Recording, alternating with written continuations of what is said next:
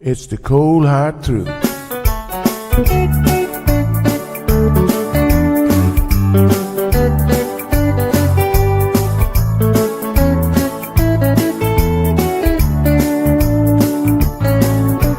Everyone really want to know what's going on with her show. Just get on the air and you will know it's Sandra.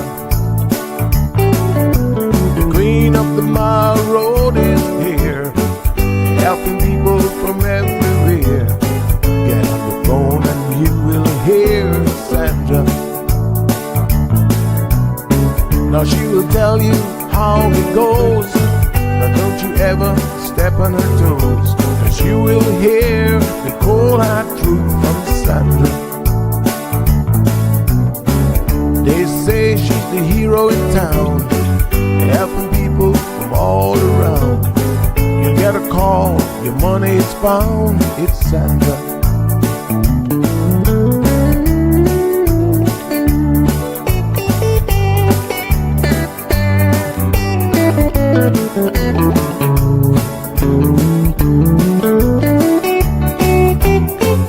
Some will call her late at night just to say that there is a fight, and she will not just leave it alone.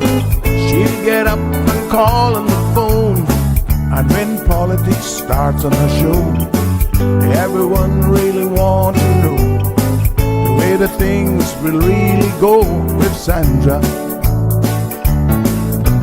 Some will start to criticize, get on the show and tell pure lies, but someday we'll realize it's Sandra.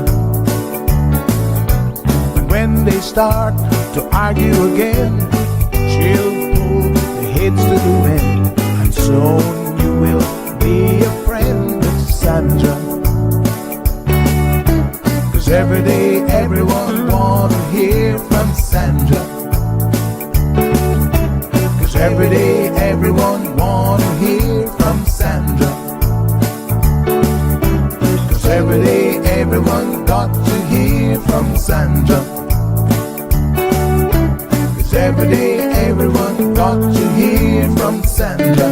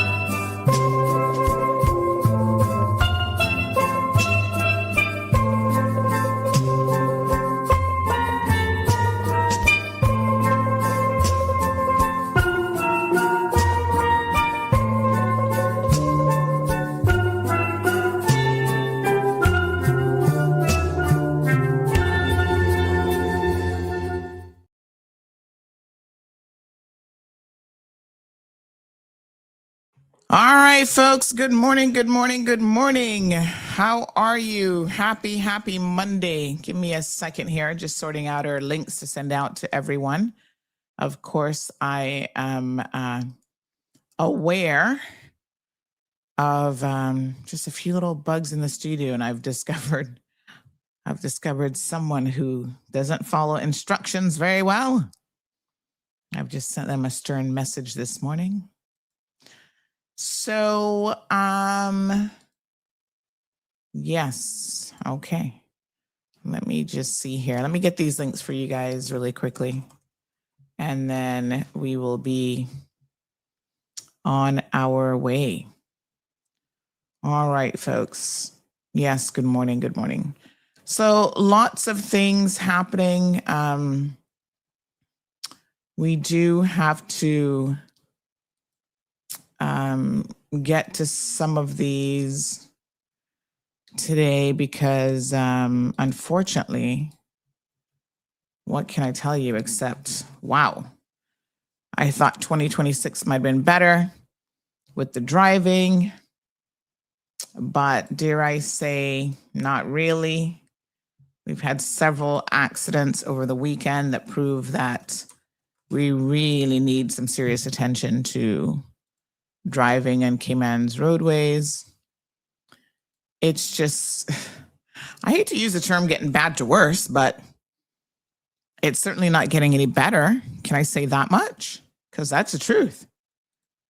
You know? Oh, my goodness. I don't know what to say about y'all. The driving is atrocious, Cayman. You guys have got to do better. I mean, it cannot be that simple, that difficult. My apologies. It cannot be that difficult to actually drive on these roads that we have here. What's so difficult about it? Explain it to me. Because maybe if I understood, I would be in a much better position to, have a discourse around what's really going on here. It's just shocking, quite frankly. Yeah. Tell me, help Auntie understand. If you don't understand a problem, I suppose that you can't really fix it, right? So I'm here saying, I don't understand. I want to understand. As you guys see, I'm a person who needs to have a conversation to figure out where we are and what we're doing. And, I just don't see it. So I'm hoping that one of you can call and explain it to me. My goodness. We're going to get into all the nitty-gritty details here this morning. 936-2626 is the telephone number. I'm just sending out the links for everyone for the morning show. Like I said, we're going to keep our morning links consistent in the morning. So now they're not going to change. So that's just another little extra step for me to just test the links. Let me just make sure this one is on point. Yep. Oh no, that's still showing the wrong one. Give me 1 second. That's exactly why I wanted to test it, Let me see here. Strange. Something strange is going on in the neighborhood. Okay, let me just get a little. So, yes, there we go. All right, let me adjust one of the links because it's still sending you to the old show from Friday, I think. So let me just make the necessary adjustment here. It now says link updated. And let me just test it really quickly to ensure that it works. Okay. All right. So that one's good. Yep. This is the beauty of it. And let me just see here now. Okay, now I'm sending it to our respective groups. And there's a few seniors who asked me to send it directly to them. I try to remember. Of course, I can't say that I always will, but I do my best. Okay, all right. So everyone has the links. Good morning, K-Man. Happy Monday. Here we are rolling towards the middle of the month. I've got a few accident alerts that I need to notify you guys about. Apparently, oh my gosh, well, where do we begin? Let's start with the one from Saturday, because this is the most urgent one in terms of, we need to get assistance finding this person ASAP. This was a hit and run with a cyclist. I'm going to tell you guys that the cyclist is lucky to be alive. We all know the person. I'm not going to tell you guys who it is. They want to have some privacy as they try to heal and recover from this. And they really are going through a lot right now. So we want to respect that. Maybe at some point, because they are an avid cyclist, maybe at some point they will open up and speak publicly about this ordeal, but that's a matter for them to decide on and not us. So a friend to CMR for sure. I was so shocked when I heard about their accident. And I don't know if this person was drinking or driving. Well, they're driving, but I don't know if they were drinking and driving, or if they were just being reckless on the roadway. I'm not really sure, but we need to find this person because, they knocked down this cyclist. And needless to say, this person is a bit banged up. They did not stop. They left the scene. And the police are now looking for this individual. They didn't see it. And I was thinking to myself, do cyclists are there dash cams that are made for cyclists? Because my God, I'm encouraging all of you to get dash cams. Looks like the poor cyclists need them more than anybody else. Because, this happened at shortly after 6 o'clock. I think it was about 6:15 or so Saturday morning on the East-West Arterial, which is properly called the Creighton, hold on one second now, Rex Creighton Boulevard. And we need your help finding this person. So if you have, I don't know why the cameras are not operating on the Rex Creighton Boulevard. Somebody said they could use a GoPro. That's a good point. Yeah, very, very true. They could.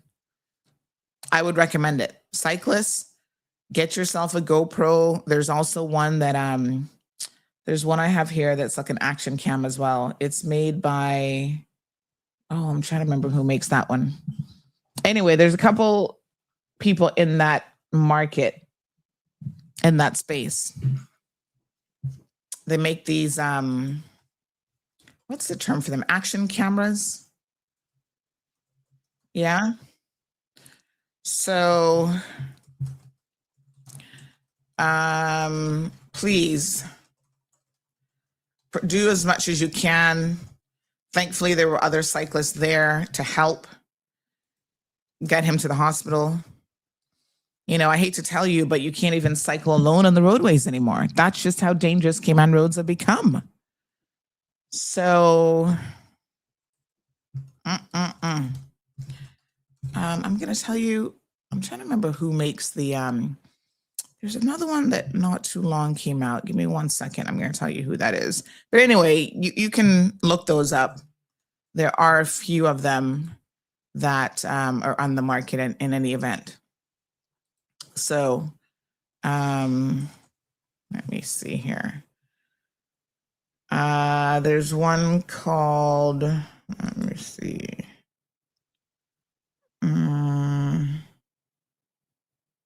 Oh gosh. Oh, it's called the Insta camera. So Insta 360, they have a couple cameras. One is called the Go Ultra, but same sort of concept. And if you're in that world, you know, they make the clips where you can attach them to your headgear, your body gear, the different parts of your bike. So they're designed to capture this type of thing. I mean, the crazy thing about it, however, is you know, give me 1 second here. The crazy thing about it is you need a multicam dash cam as well for bikes. And I know the GoPro wouldn't quite work in that way. I mean, you'd have to have what, 2 cameras mounted on your bike, but figure it out, cyclists, because I hate to tell you that unfortunately these roads are some of the most dangerous roads around for sure. And it's just not safe. So please, the cyclist did not see much. He does know that it is a light colored vehicle. So we're looking for a vehicle that has some sort of front end damage. So listen to me now. For it to be traveling in that area, chances are this person probably lives in Newlands that time of morning. I doubt anybody was going to work quite that early in the Newlands area, but you never know. So keep an eye out for anything. But I would say family members, somebody knows who this vehicle, it was actually heading into town. My apologies. It was headed to town. I just wanted to clarify that actually. So they might have been headed to work, headed to town from Newlands. So we need you guys to be on the lookout for anyone, auto body shops. You guys are, you know, a good source of information. If you're aware of anyone who is coming in with front end damage, let's answer this call. Good morning, caller. Welcome to the program. Morning, Sandra. Hi, morning. How are you doing? Not bad. How are you? Anyway, I was going home yesterday and I was on the bypass crossing course Ulest and I found a very expensive drone almost in the road. So I picked it up. So if you want to get out there, anyone is missing a drone, you can either contact me or give you a call and you can give me a call and you can have the drone back. And which bypass was this, to be clear? This was on the West Bay bypass there just before you get to Course Ulest. Okay. In the vicinity of the water company. All right, no problem. We'll put All right, put the alert out there. Thanks, my dear. All right, bye-bye. Okay, bye-bye. All right, thank you so much, that caller. We'll repeat that here in just a little bit in case someone is missing a drone. He said it's an expensive one, and they can be very, very expensive. So by all means, if you're missing a drone, please come forward. So yes, look at me. I haven't had a chance to put on my morning face or anything today. Welcome. I'll do that here in a second. Don't worry. So we're actively looking for a light colored vehicle. Let me see if we, like I said, he doesn't really recall much in terms of any real description, but I think it's going to have front end damage. So if you know of anyone who all of a sudden Saturday morning presented with front end damage, please reach out. So I am almost sure, he doesn't know what type of car either, but I'm almost sure that this person would be someone living in the Newlands area when you think about it, or somewhere out east. But for them to be traveling, just, you know, doing a little bit of inducement here, for them to be traveling on that bypass at that time of the morning, they were most likely leaving Newlands after having slept in the area overnight. 90% chance they live in Newlands. So please, if you know anyone who has any sort of front end damage to their vehicle, reach out to the police and let them handle it. Some of you don't trust the police. You can send me the information. I'll pass it on to them. But obviously, the sooner we discover who this individual is, the sooner we get them off of the road. One of the things that we have to do from a road safety perspective is we have got to make leaving the scene of an accident a very, very serious offense. It should be a criminal offense to leave the scene of an accident that you're going to get jail time for. Because too many people find it easier to run and, explain themselves later. Oh, I don't know what happened or whatever. And then you find out, chances are they were drinking and driving, but that's a little bit hard to prove after the fact. So anyone who leaves the scene of an accident, especially where an individual has been injured, has got to face some more serious consequences than they currently do. Yes, I think that that's only fair. So we're hopeful that this person has a full recovery. We do know that they were in a lot of pain. And, it's going to be a little bit of a while before they'll be able to, no doubt, get back on their bicycle. Okay. What a mess. All right, give me one quick second here. And then we're going to talk about some of the other accidents that happened over the weekend as well. And of course, I need to say good morning to all of you. All right, give me one quick second.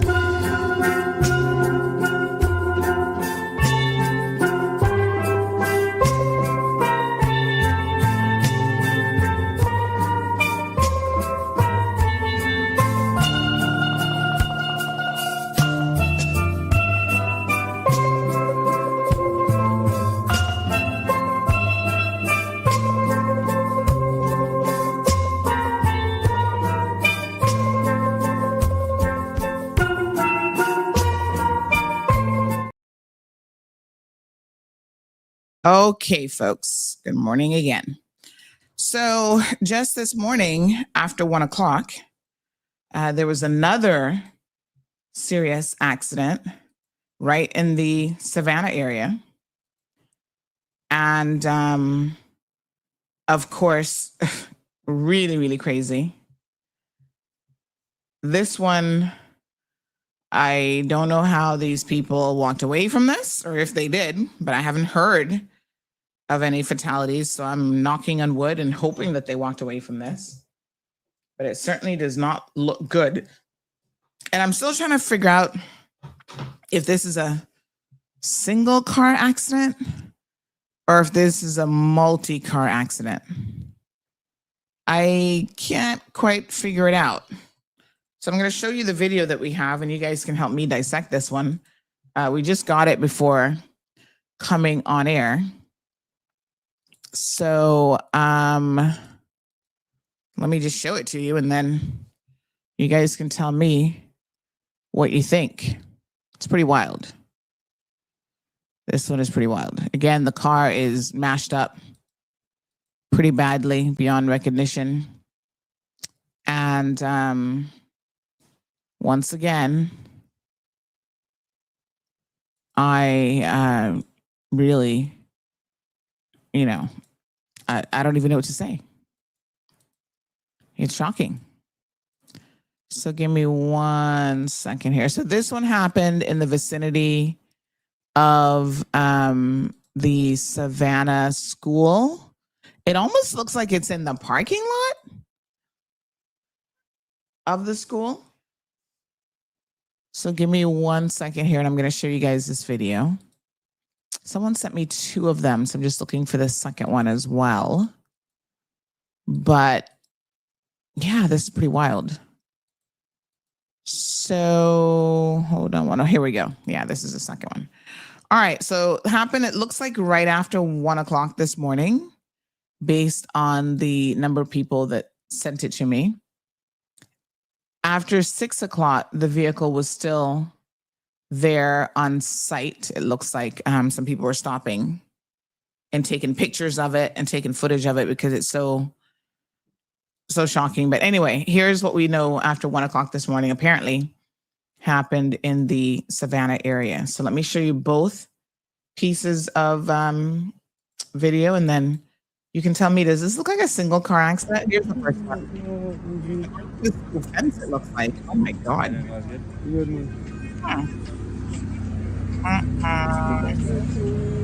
We have it.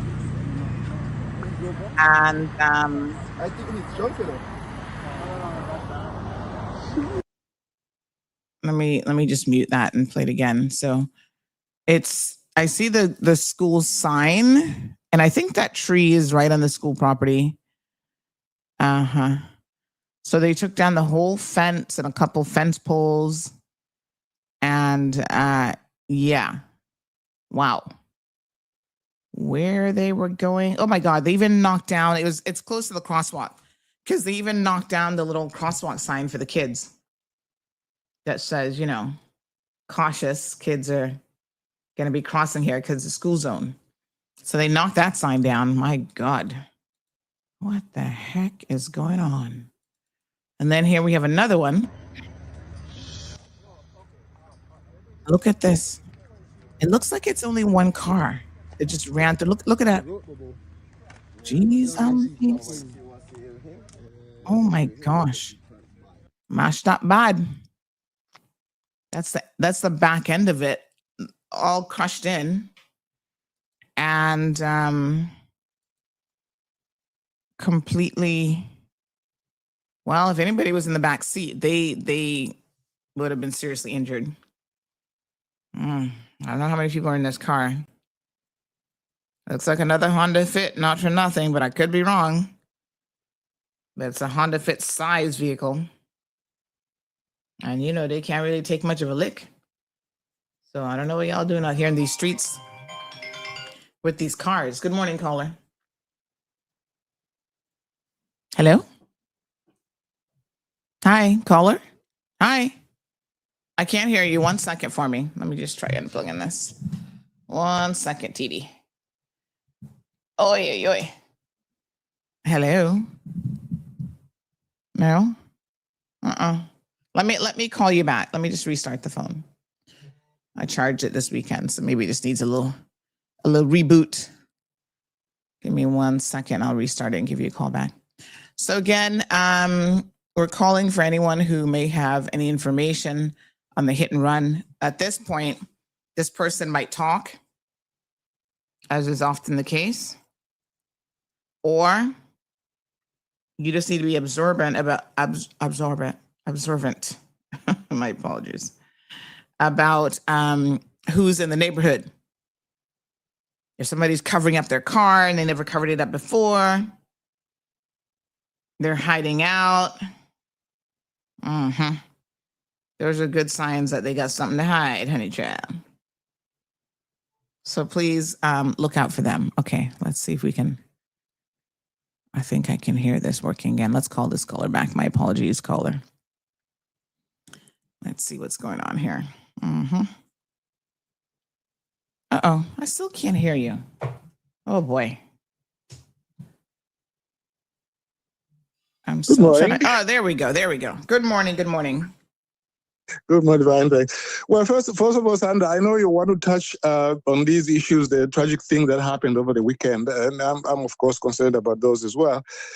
But I wanted to say something about the report you had over the weekend about my matter and so on. The report is nice, is fair. I mean, it just gives the events is what happened. Is that something I can discuss now, or maybe this is not appropriate? Give me a few just to wrap up this Okay. conversation. And Okay. then I do want to actually talk about your situation. So Okay. just keep listening, and I'm gonna give you an opportunity to discuss it. Okay, very well. Thanks Okay. very much. We'll call you back then. No Okay, problem. cheers. All right, my dear. Bye. Yes, something we definitely want to hear a bit more details about for sure. So yeah, so this one happened this morning. There's another one in Northside yesterday that was looked pretty serious as well. That one looked like it involved a taxi van or a bus or something. Did you guys see that one? Let's just pull that one up.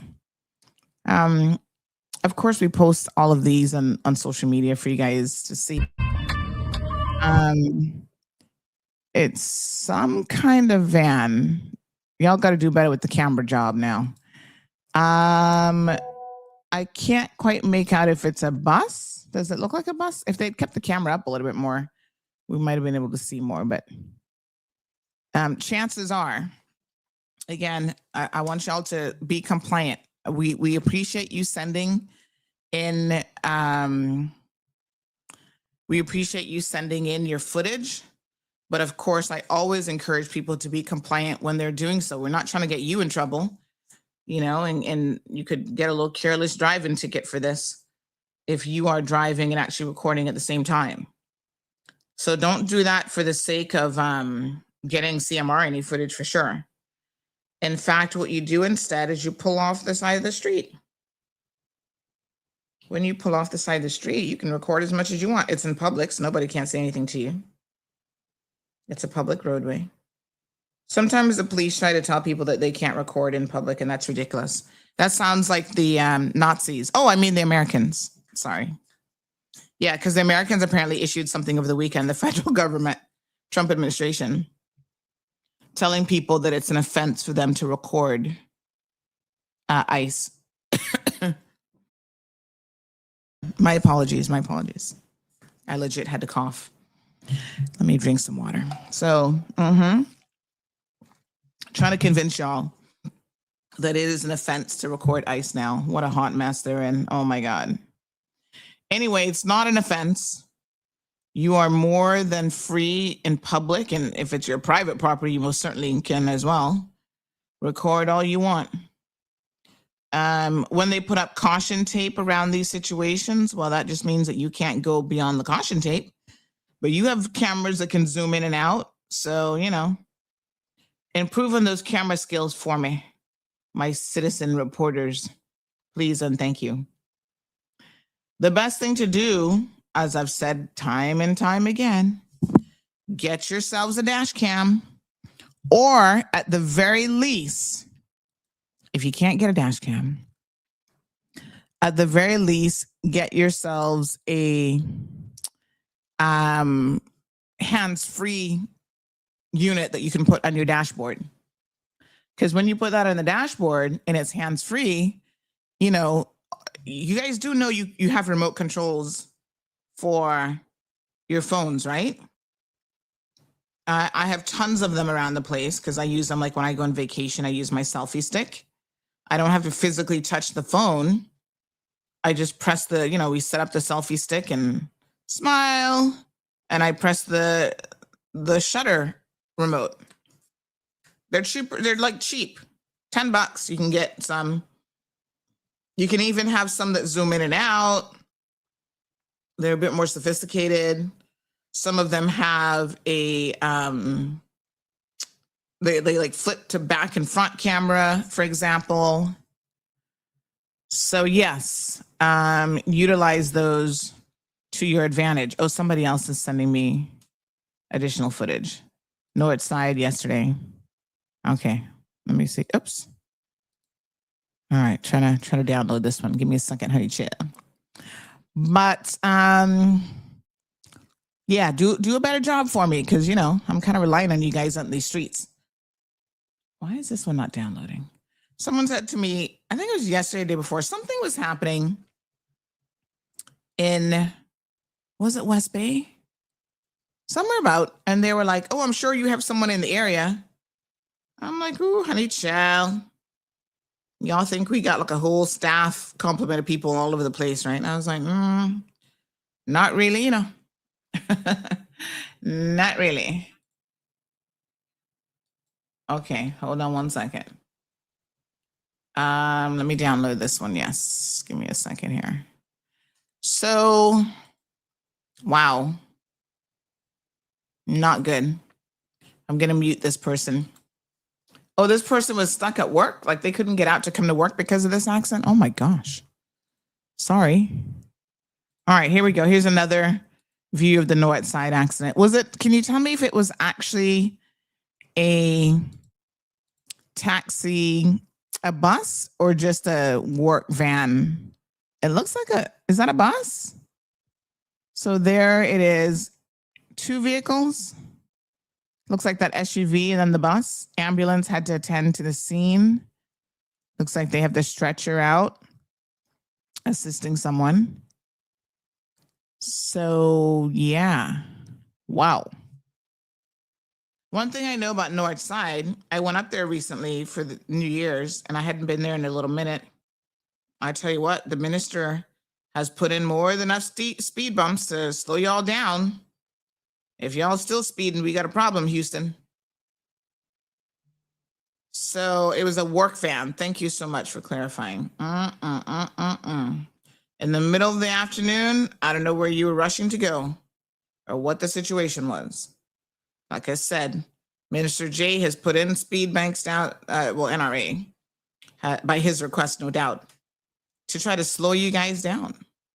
North Side and East End in particular, South Sound too, but sleepy little villages in the sense that the actual houses are literally right on the street because of how the area was built out. So there's not a lot of maneuvering room here. In fact, North Side's roads are probably a little bit wider than South Sound, for example. But y'all need to do better. All right, I put on a little bit of my face here. Let me show you guys. Ta-da! So much better. I was looking like death warmed over this morning. All right. What other accident? Oh my gosh, there was a boating incident. Police haven't said anything. I don't recall having seen anything about that as yet from the RCIPS, but what I can tell you is that one does not look good. Some of you were being critical of the EMS performing, whoever was doing CPR, saying that it looked a little bit suspicious. They're like, I don't know if that's how you really do CPR. Listen, I'm not CPR certified at the moment. I used to be. I actually originally got CPR certified in high school. Because, in the States, there are lots of opportunities to do things like that. And at the high school level, they offered it. And I thought to myself, why not? It's a good idea to get certified. And so I did. And I had my certification for some time, but, to get recertified. And I must admit that I haven't gotten recertified. So something in the back of my head that I probably should do. And I keep always saying that I need to get one of those AEDs and keep around the place as well. Because they're important. They can save his life. So this boating incident, most likely one of her North American friends. Is it mandatory? I'm guessing not, but I think that this is something that should be considered, that it should be mandatory for all of these commercial boats, if you have a license to, take people out on the water, that you should also have an AED on board.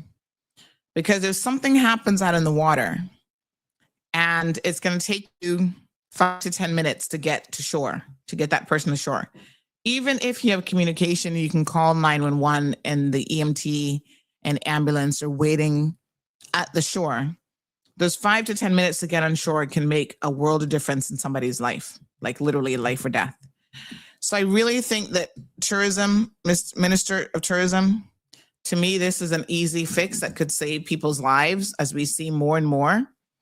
We're having incidents out in the water. And I really would like for, oh gosh, look at my poor hair. I really would like to see some effective change in this area whereby we make it mandatory that these are on board and people are trained in how to use them so that we can have, you know, we can have some good opportunities for possibly saving someone. Because you're not going to save someone, to be clear, if you don't have any sort of equipment on board. Okay? So this is necessary. All right. We got some announcements that we're going to be making this morning as well. Okay, folks, let me see here.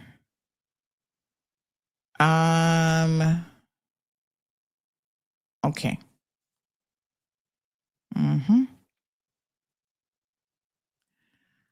So let's do our best to see how best we can actually improve people's chances. I mean, you know, some people are still not going to make it, but I think it does help significantly if you at least have access to an AED on board. Okay. All right. Thank you so much. Let's read some of your comments this morning. Give me one quick second here. I suppose we'll get more and more information from the RCIPS today on that situation. But I think based on what I saw, it was not looking good. Okay. Unfortunately, a lot of people go on vacation. They do things that they don't ordinarily do, which means they're working up their hearts. You know, they don't, when they're home, they don't diving, they don't boats, they don't go to City City. So it's not entirely unusual for people to die on vacation. Someone actually said to me on Saturday, they're like, Sandy, I'm convinced that you know, they're killing each other off to get insurance money and we're such an easy jurisdiction, no investigation needed. And so that's what's happening. Well, I'm not a conspiracy theorist by nature, so I don't know. I don't think that's happening often, if it does happen at all. It's probably very, very unusual. However, maybe, I don't know how many of them have ended up in an episode of Investigation Discovery, or what's the other one called? Not The First 48. There's another kind of investigative show where they like solve murders. I was watching one on Facebook yesterday where they're like, you know, something was poisoning her or someone. And they looked at the two closest people next to her, her best friend and her husband. I was like, ooh, honey, child. That sure does sound like a good episode. I was like, yes, sir. This is where it's at. Dateline. Yes, Dateline. They always have those types of shows, you know. Dateline. Who did it? Dateline investigates. So I don't honestly know that any of that is happening. Like I said, I do think it's just more of a situation where, unfortunately, people aren't paying attention to their health. They come to they come to this jurisdiction and, overexert themselves, not in the best of shape, and kaboom, they have a heart situation on their hands. Yeah, it happened. Think about it, though. How many of us go on vacation? I know I do it all the time. You go on vacation, all of a sudden you're walking more than you walked at home, of course, because, you're going to all the ruins and Greece and up and down the hills. And oh my God, that reminds me of one vacation to Honduras that almost killed me. My shoes literally fell off. Yeah, this was actually a funny story. Our first vacation together as a couple, Marlon and I was like, you know what? I've never been to Honduras. He'd never been to Honduras. I was like, let's go to Honduras. So we did the Gamboa rainforest one where you spent time there on location. Wait a minute, is that Panama or Honduras? Which one is Gamboa again? I think that's Honduras, right? Gamboa National Forest or something. Anyway, it was quite an interesting experience. And they had more Gutis than I've ever seen in my life in a single place. The Gutis were literally just walking up to you. They were not comfortable, like directly engaging with you, but they were comfortable enough to be in the area, like running around just a couple feet from you. And they weren't running from you. So they weren't like, come and pet me, but they also weren't running from you. So it seems to me that they were very, very comfortable just kind of walking around. And then I found out later on that they were actually protected in that area. I think Gamboa's Panama. And then this one, oh Lord, something else it begins with. I can't remember now.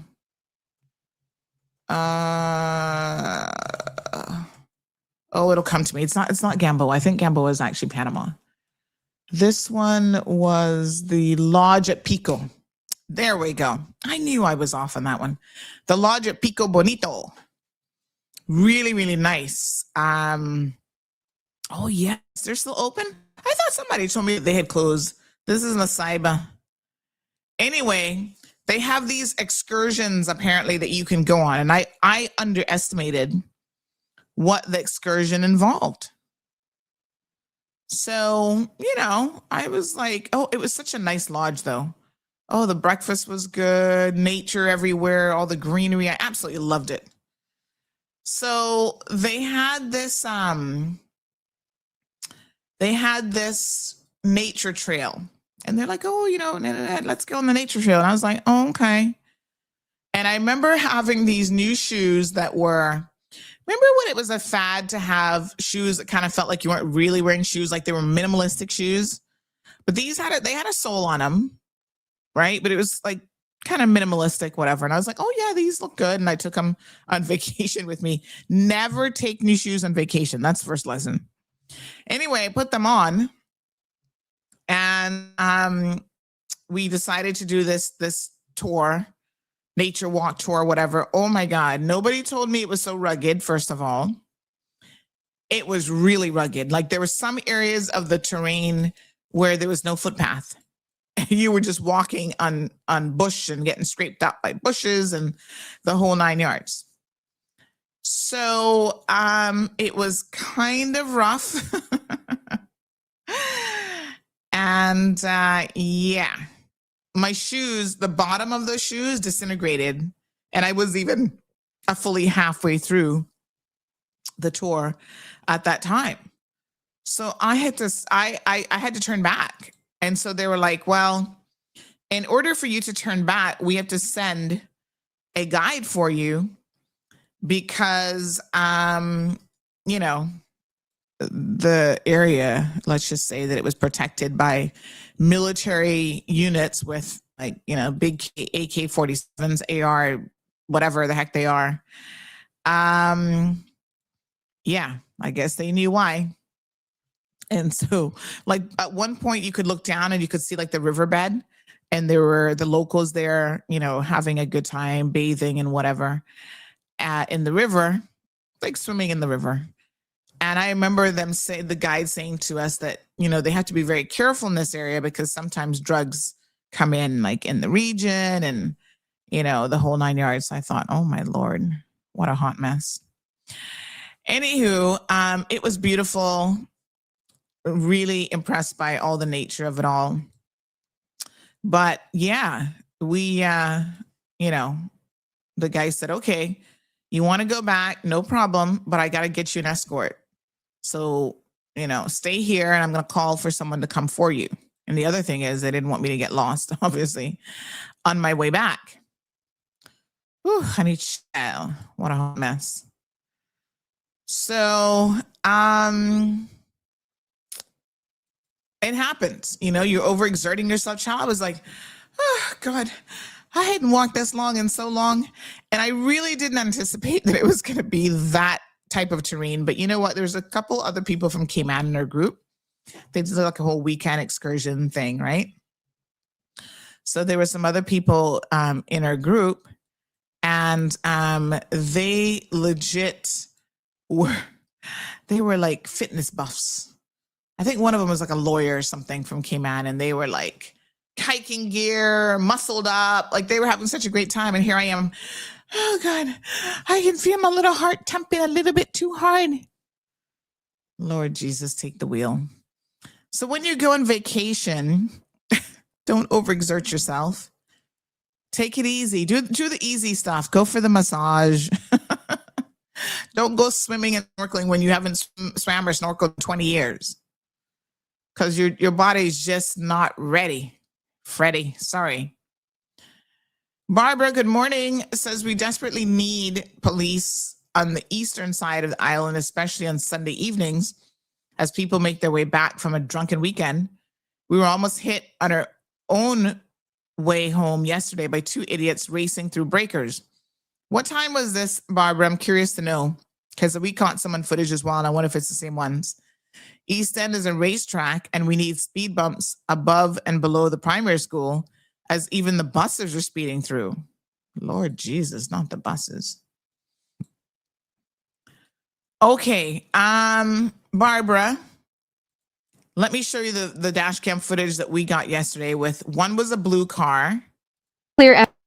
So I'm sure you guys saw this, right? So this is the rear camera. Now, I keep telling you guys, these dash cams that we have three cameras: an interior camera, which is catching the interior cabin. Sometimes that's necessary. If you drive a bus, for example, this is when you're going to want to have an interior camera to keep an eye on things inside the bus. But even just regular cars, what's happening in the interior can matter. Then you have a front camera, and then you have a rear camera, right? So what you're seeing now, let me walk you through this.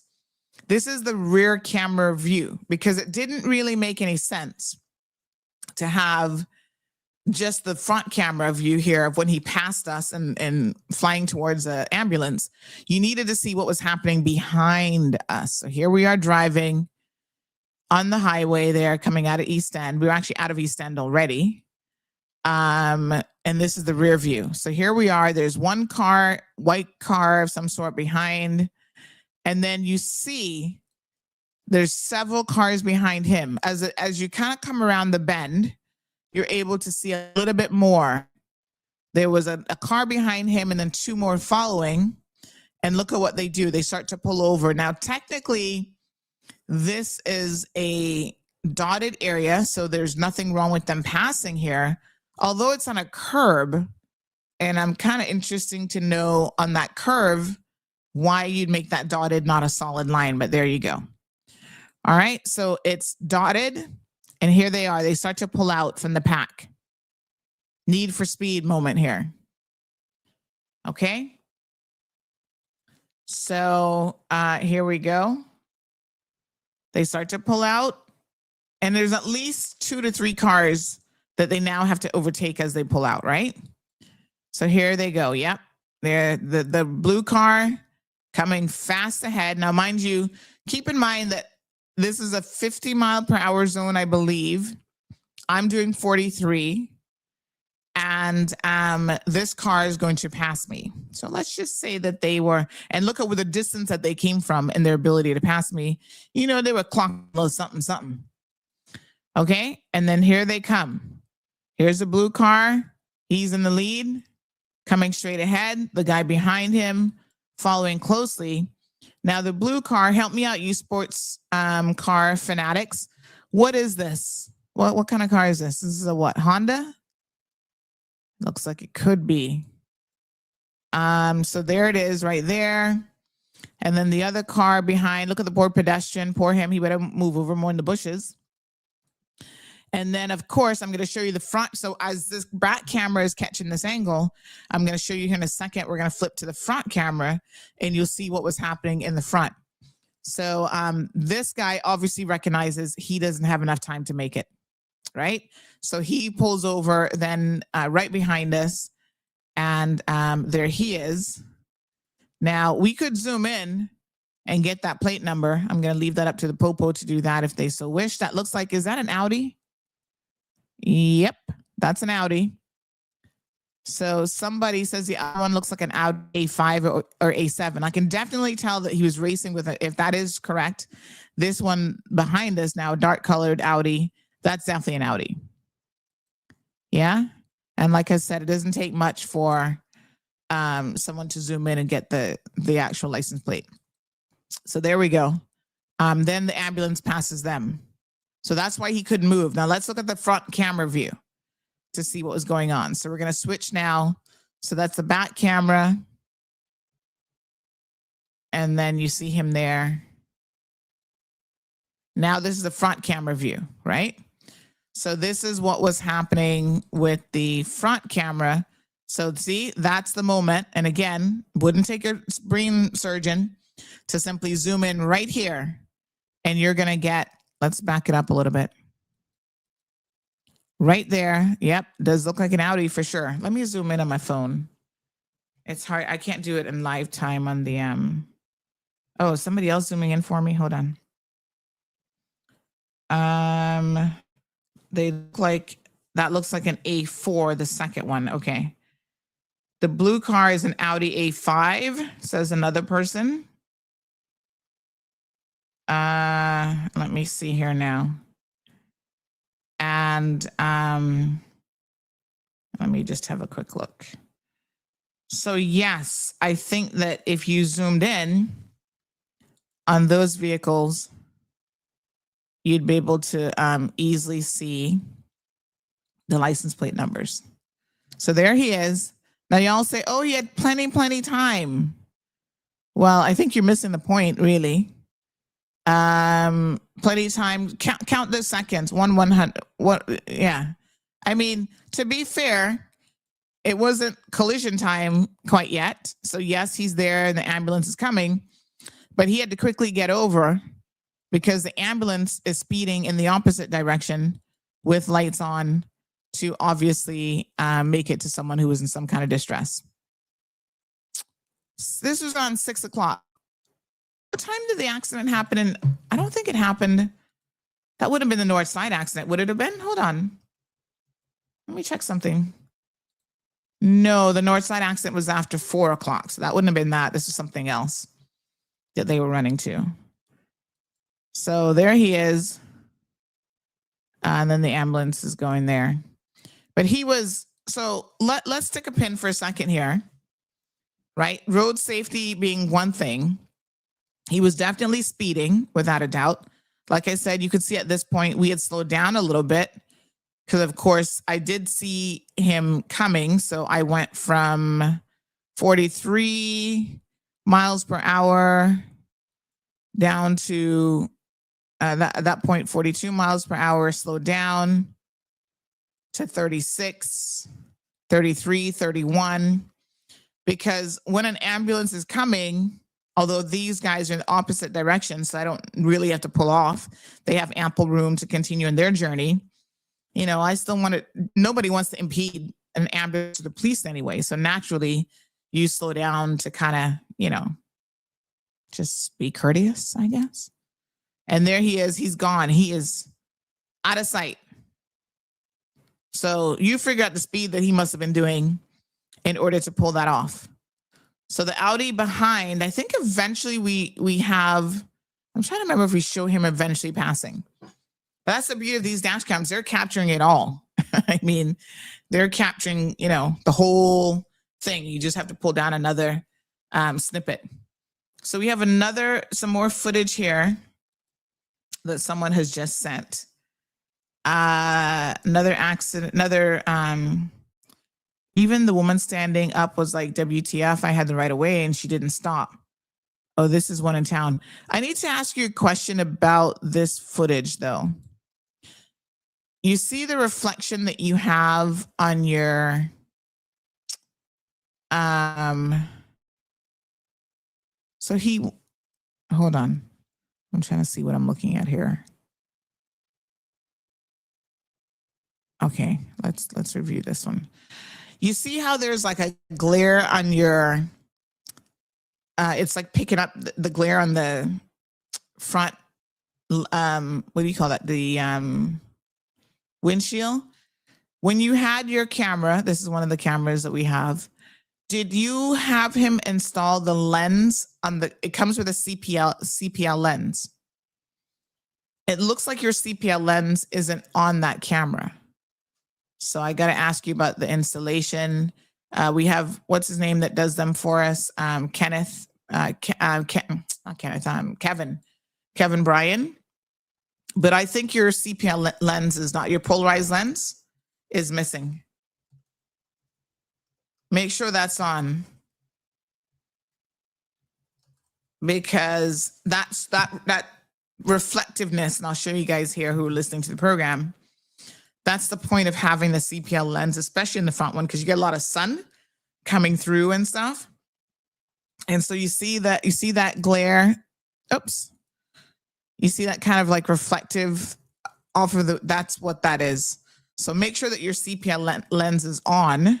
Maybe it needs a little cleaning. I don't know, but it doesn't look like it's really on because you're getting the reflection. Like you can see the difference of that versus this. You see how much more crisp this front angle is? That's when your CPL lens it cuts down. It's like a polarized lens. You guys know polarized lenses from like glasses and stuff. This one quite doesn't look like it's on. All right, let's have a look at what we're looking at here. So this is in Georgetown. Car going.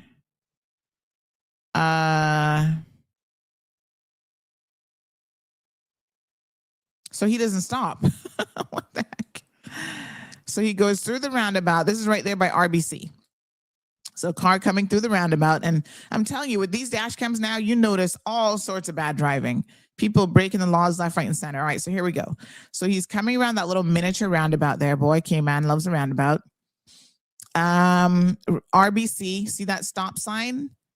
Does not stop at all. He rolls right through the crosswalk, right through the stop sign, and just keeps going. What a hot mess. Yeah.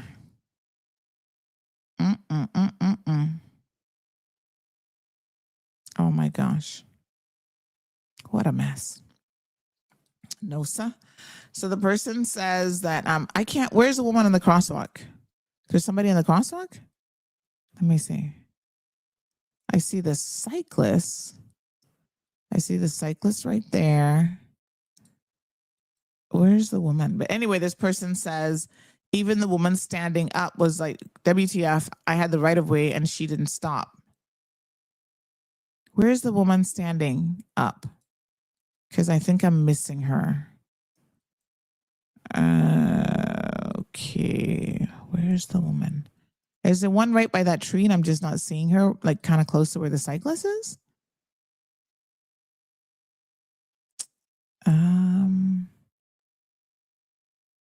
Okay. I'm not really sure where the woman is. But there you have it. People just running through, stop signs. We saw one last week run through a red light.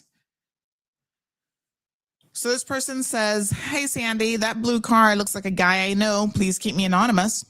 He's always flying if it's that person. His name is so-and-so from Bodden Town. always going one speed, and that's fast.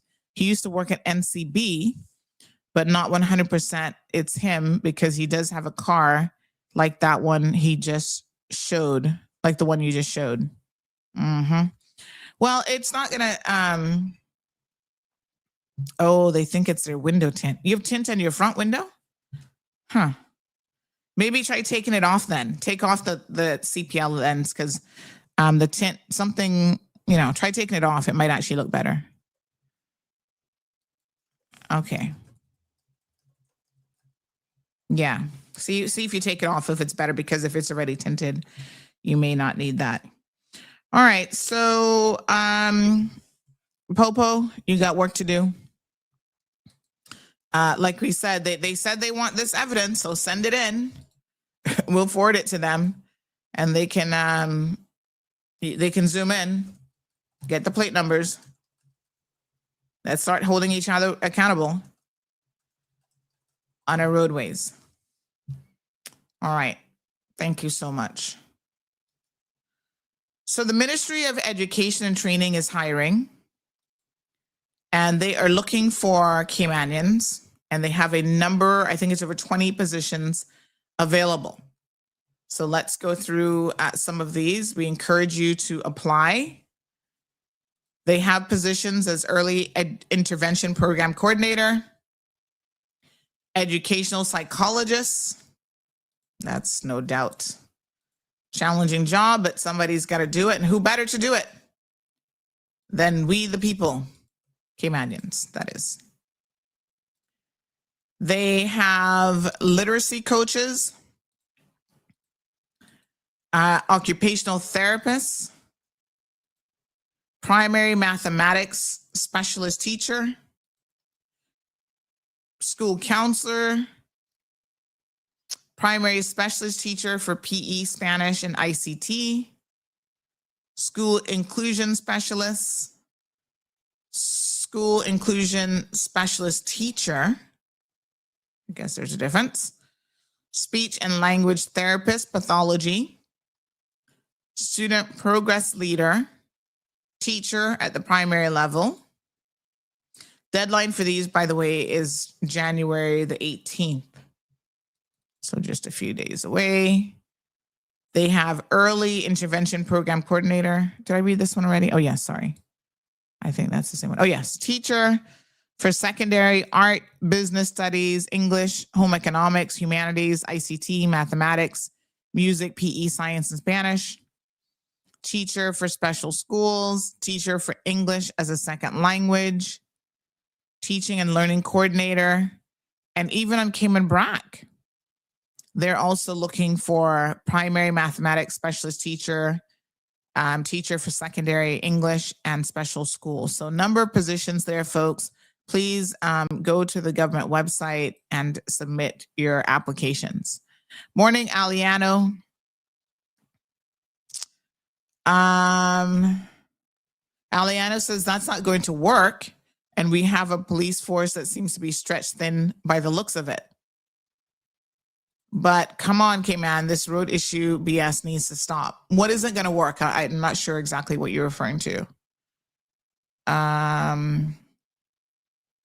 Were you referring to Barbara's comment that we need police in the Eastern District of the island? I mean, listen, the more police presence on the roadway, and the thing about it is, you know, we kind of know when the kind of hot areas, like not for nothing, but these kids on the illegal bikes that are speeding up and down, we kind of know exactly where they are all the time, right? Their Prospect area, their Newlands area, up and down Hearst Road. You know, just set up a couple cruisers to sit there and watch them.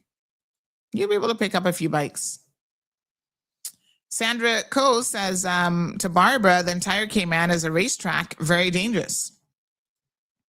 Miss Sue agrees and says these crazy drivers are out on the roads on a darn death wish.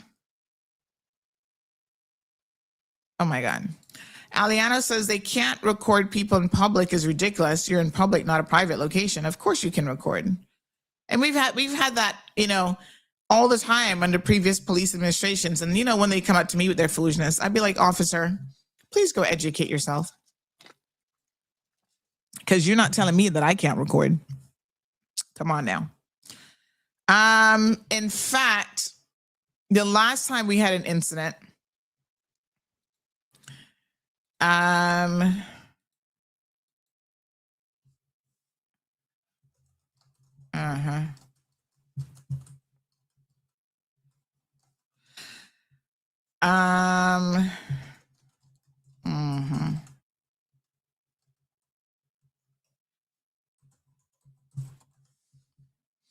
The last time it was the one lady who had gotten in the ocean and we were doing a live stream.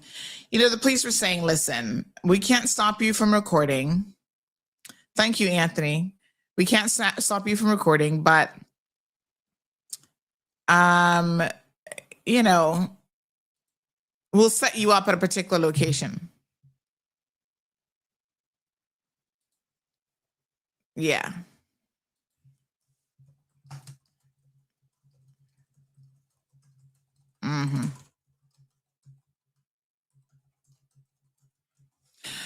All right.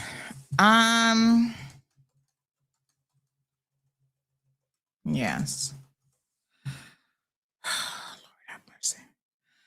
All right, Miss Charlene, good morning to you. Irvin says, yep, that's an Audi. Island Pearl says, yep, that's an Audi. Morning, Felicia. And Gabby says that an ambulance was coming. Imagine if he had hit that ambulance and then what?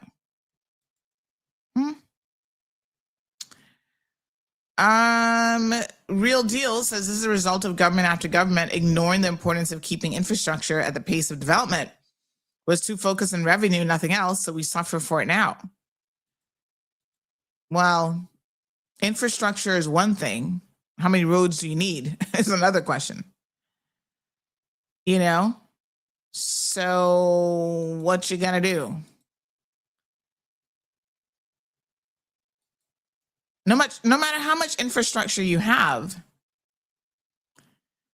we have to ensure that people are still sensible. Did you guys see the accident in Jamaica that killed a tourist? I think they're like in their 60s.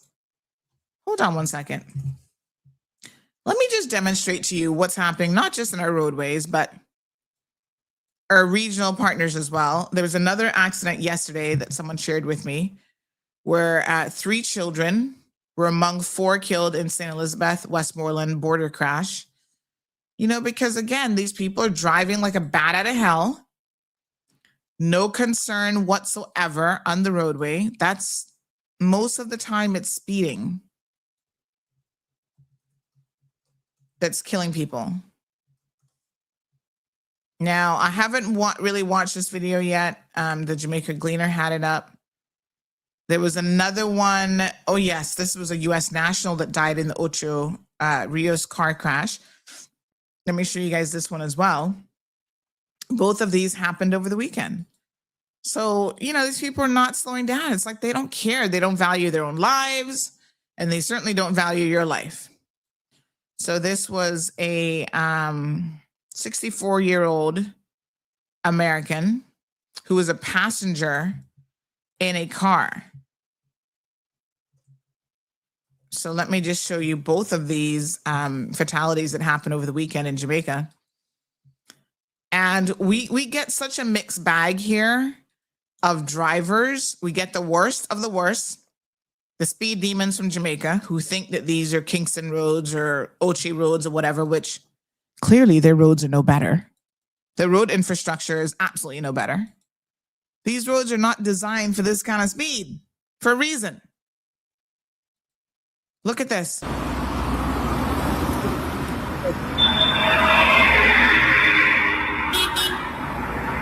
at that. I have questions. Let's back up. First of all, let's just back up. One thing with Jamaicans is they don't like to drive on their side of the road, you know. They act like, I mean, okay, there's no middle lane. That happens a lot in Jamaica. They don't bother to put the middle lane now. But do you not know what side of the road you drive on? So look at this. This guy almost looks like he was driving in the middle of the road. Anyway, here he comes. He's driving. What side of the road do they drive on? Doesn't he look like he's on the wrong side? They drive on the same side as us. They drive on the left or the right. Jamaica drives on the left, right? So what is he doing all the way over there? Look here. So he's like veering off on the wrong side of the road. And then the other car, the white car coming from the opposite direction, tries to avoid hitting him. It didn't really help because then he hit a light pole and ran right into, looks like part of a wall as well. Why are the power lines so low? I was like, these power lines look like they're down in the street. So unfortunately, an American got killed. I wonder if they found the other car. Does anybody know if the car that they almost collided with?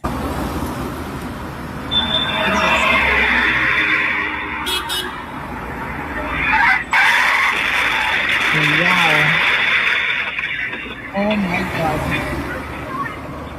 Well, that dashed everything.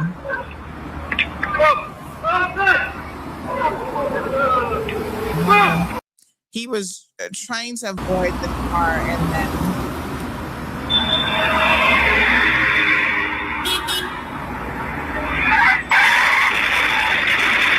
I'm confused by this accident. I am so confused by this accident. He was tooting because, you know, like when you're going country, right? And you're like on Junction Road. Oh my God. Whew. I hate Junction Road. I am just like, one time Marlon said to me, oh, could you imagine us like buying a little retirement home in the hills? I said, you got to be crazy. You expect me to drive this Junction Road more than I have to, more than once a year or once every, I don't go to Jamaica once a year, but once every 5 years? Are you kidding me? I was like, hell no. How often would I be going into Kingston to have to deal with this kind of calamity of a road? So when you come around the corners, you know, because it's like a little 1-lane road, basically, you got to be tooting people when you're coming around the corner because you got to swing wide. And yeah, I mean, toot toot, coming around the bend. I've always wondered why they don't put more mirrors and stuff up, but they've all gotten used to toot toot toot toot, you know. And so when I hear this guy tooting, I'm like, why is he tooting? Is that coming around a corner where he wouldn't be able to see? Like,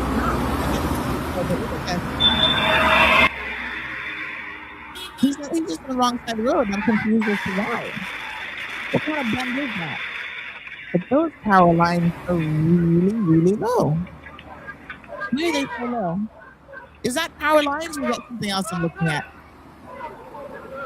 What are those cables? Those are power lines, right?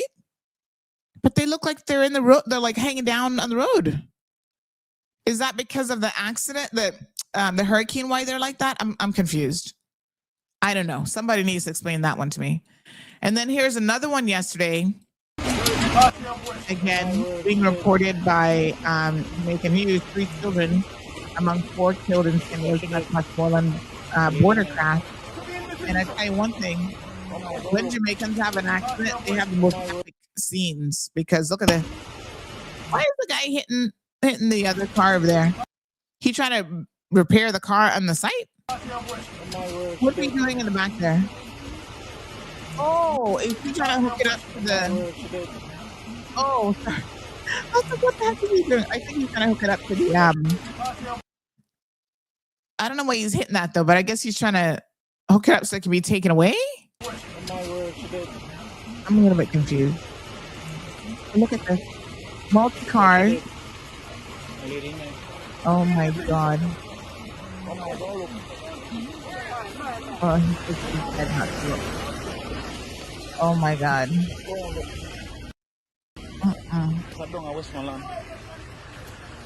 Wow. Didn't you just TMR? Look here. So sad. Oh my gosh. 3 children. My God. What a mess. We got to do better.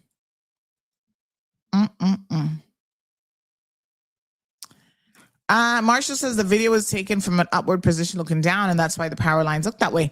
But then why did his car actually touch the power lines? If the power lines are like up, like how they are here in Cayman, the car didn't go flying through the sky. I mean, it flipped, but that still doesn't explain why the car would have been touching the power lines. So that's where I'm like, what's this? How is it possible to touch those power lines if they're really up? I get what you're saying. The camera's at the top of that building, right? But look here, right there, boom. And then he actually hits the power lines. So it's almost like the power lines are down in the street. It's weird. I don't know. Island purled and said, I'm sure that the passing car heard the lick and they didn't even stop, but that's because they knew they were in the middle of the road. Yes, the other car was going at a speed, both at fault. Ms. Jean says, please do not forget the loud discussing music, clear disrespect, and a distraction.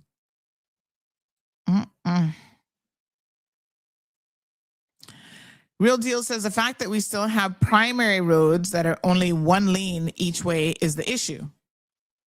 But how is that an issue? I mean, this is an island, Real Deal. Let's be honest here. We're not expecting our little island to have primary roads of 4 or 5 lanes. If you want that, you jump on a plane and go to Miami or Tampa for the weekend. That's island life, is normally a primary road being 2 lanes and that's it. That is not the issue here.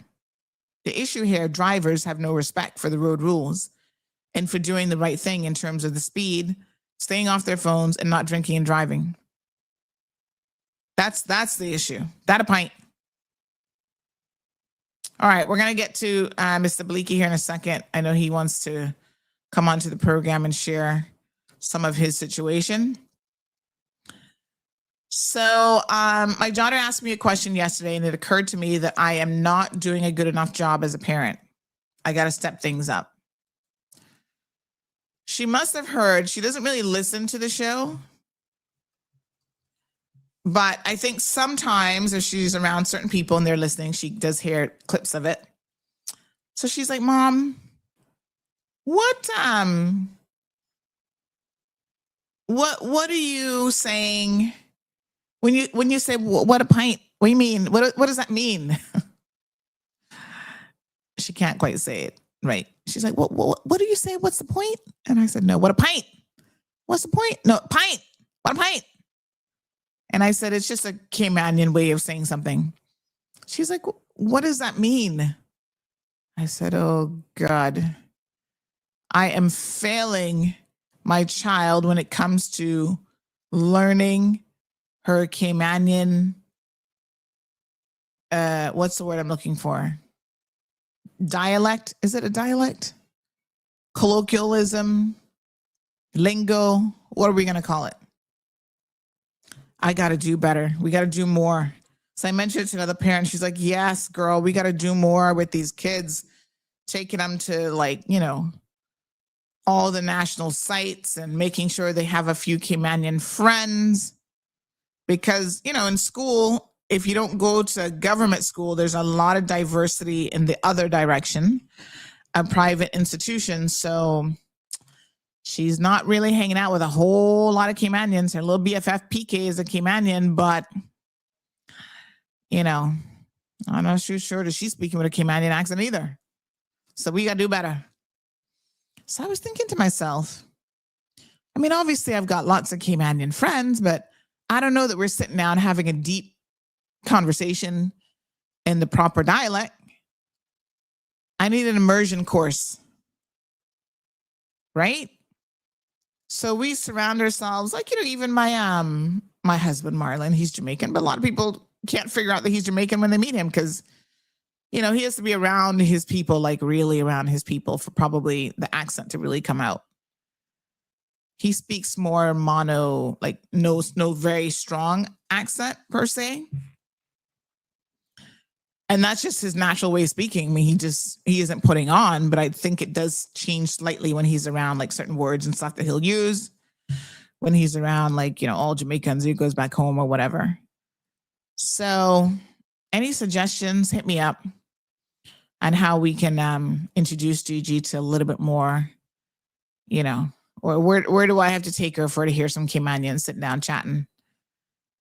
Can't be around a Domino's table, but you know, so I was trying to get her to say, I'm like, what? Say it again with me. What a pint? What a pint? And she's like, what a point? What a point? I'm like, almost, Gigi, almost. So we got to work on it. All right. I want her to hang around with some Caymanian children one weekend so she can hear. And my mama tell me this and that, and you know, we got to get her into it now. Come on now. All right. Barbara says, I bought land in Portland from a highly respected JP John Blackwood. As we went every year, I'm still waiting on my title and the road to be completed over 15 years. No, sir. No, honey, child. That's the next thing. You're talking about infrastructure. Real deal. Cayman has not done too bad with infrastructure. Aliana says, nah, she's okay. She don't need to immerse her. You don't need to immerse her in the Caymanian way of speaking without first enforcing proper intelligence and thought. Lord Jesus, what are you trying to say?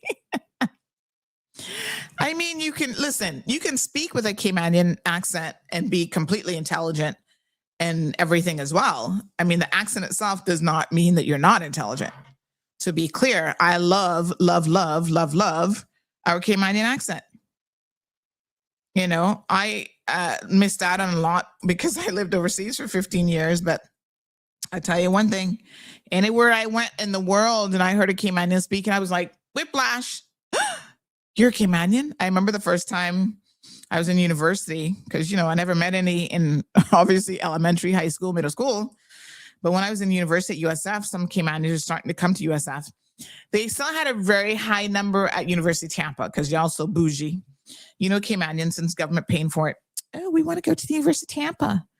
I remember when I went there for my tour and they're like, oh, we have a Cayman wing of all Caymanian students. I'm thinking, well, that's weird.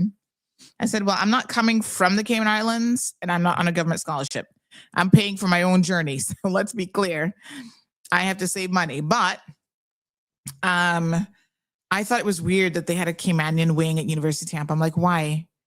I said, when you go abroad to university, wouldn't you want to diversify yourself? Like, why are you hanging out with just Caymanians and stuff? Kind of weird. And I kind of looked at the lady who's giving me the tour thinking, okay, I didn't envision going to university and hanging out with Caymanians, but there you go. But when I was at USF, I remember the first time I ran into Cassandra Powell. Powell or Powery? Powell. I think they're Powells from Breakers. And she was passing by and I heard her speaking. She wasn't speaking to me. No, I lie. I think she actually spoke to me.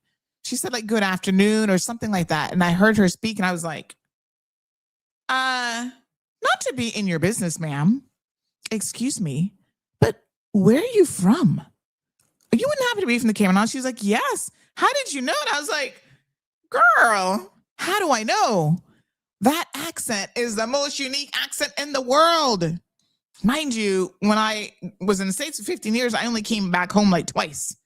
But that accent was embedded in my brain. I was like, you're from Cayman? I'm a Caymanian. She's like, really? And I was like, yes. I feel so lonely here.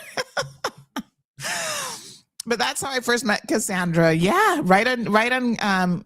We were actually at an apartment complex off campus. And I can't remember if she was visiting someone or whatever, but she spoke. And just by saying those few words, I knew she was a Caymanian. I was like, oh, you're a Caymanian. OMG. Oh, it is the most amazing accent in the world. All right. Good morning, Sophia. Okay, let's get to the situation here with Mr. Belika. Let me just pull up the story because I didn't write it, so I need to refresh my memory on what this is all about. But basically, Mr. Belika has found himself in a bit of a situation here where the court has issued a protection order against him for stalking. Now, I gotta tell you, Mr. Belika, this is a new one on me because it doesn't really happen that often. But the story says, and of course, Renee would have relied on the documents, that the Cayman Islands courts have issued a protection order against attorney Belika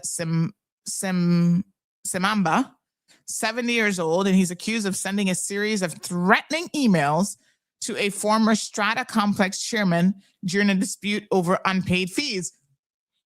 So Acting Justice Alistair Walters of the Grand Court ruled on January 7th that Balika Samamba stalked Julie Arnall, 68, through a months-long campaign of offensive communication that left her fearing for her safety. Okay, Mr. Balika, this is where you call in because I have questions about what this included exactly. I have questions. Oh, the person says the car hit a pole that was probably connected to the main lines. Okay.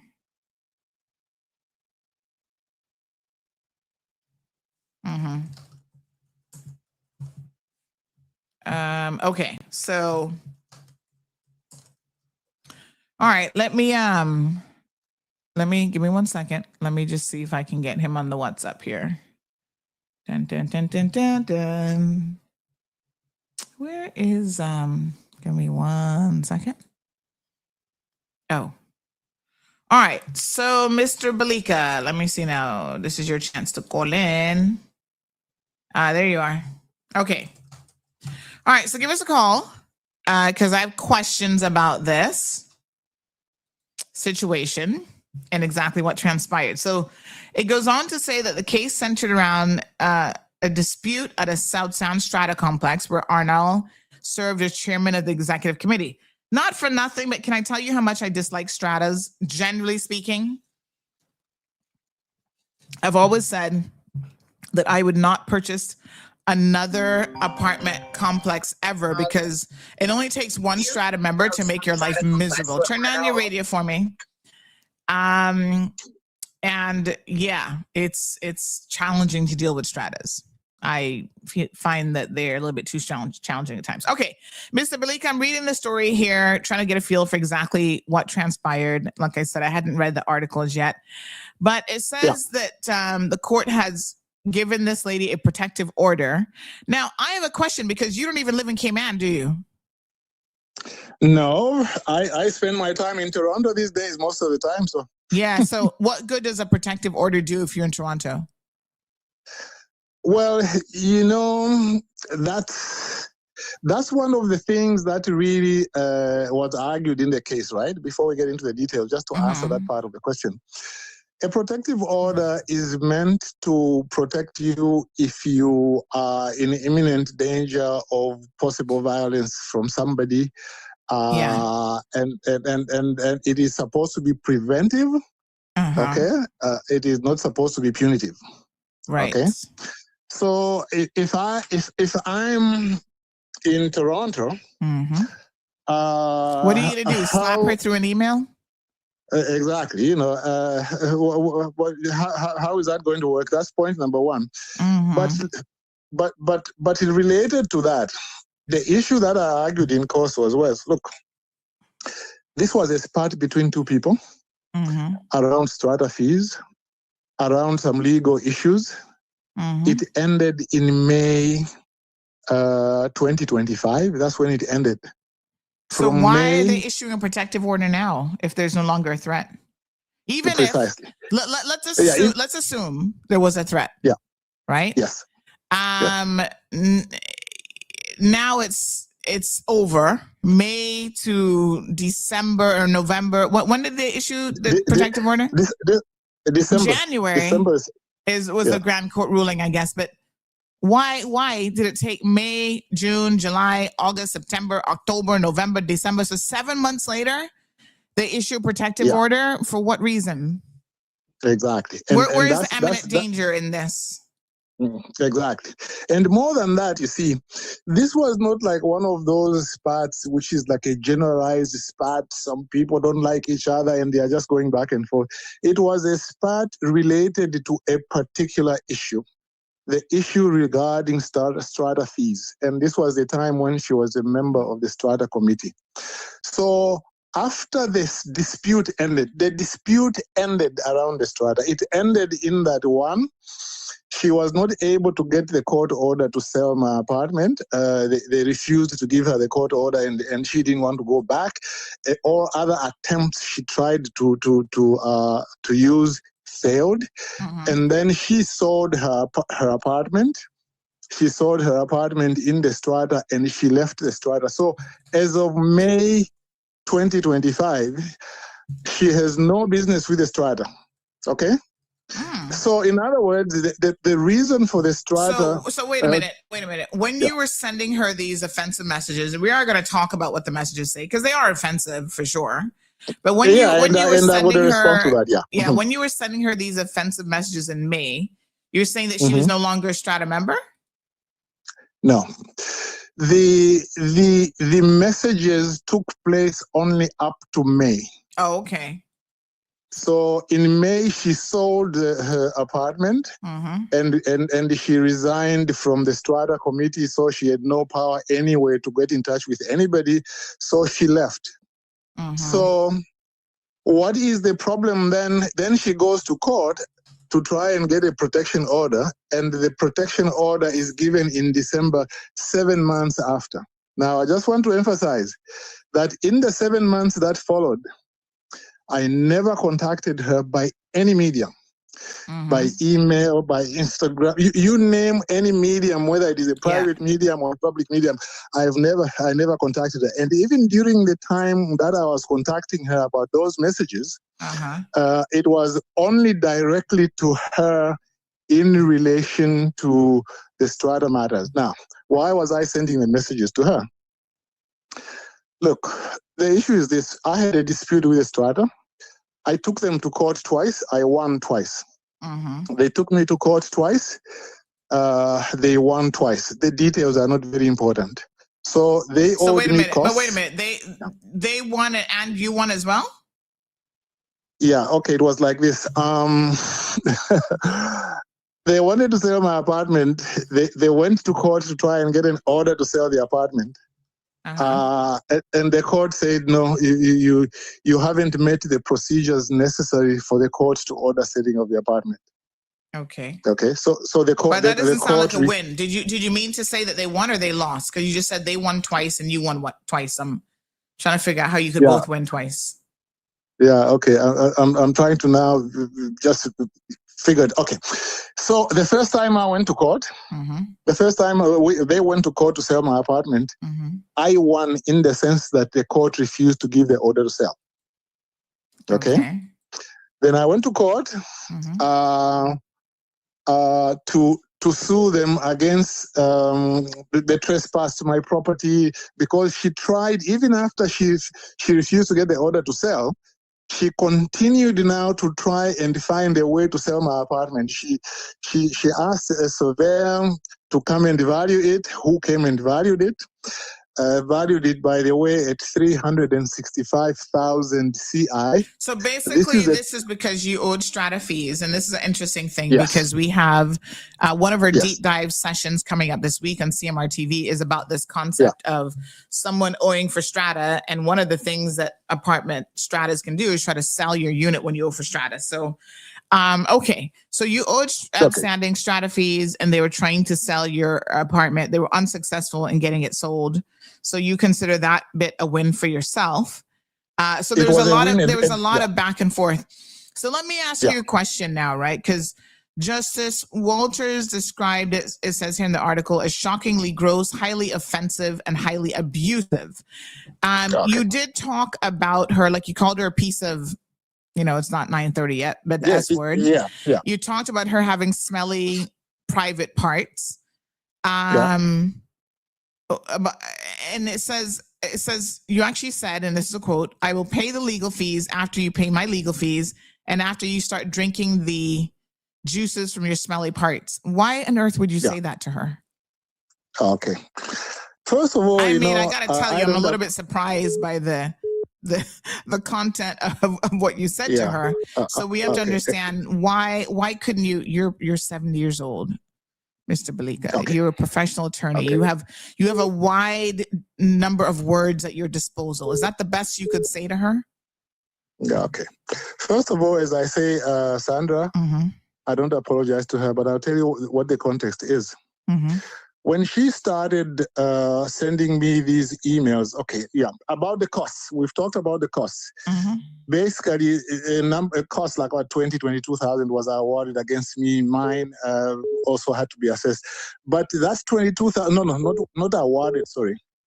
The amount of money had to be assessed by the court. So I told her, I said, look, you owe me some costs.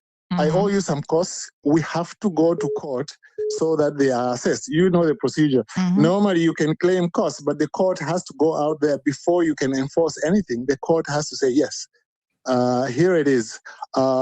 This is the amount. So I told her, I said, well, until we go to court, I do not owe these fees because you owe me fees, I owe you fees. So why do you keep sending me these?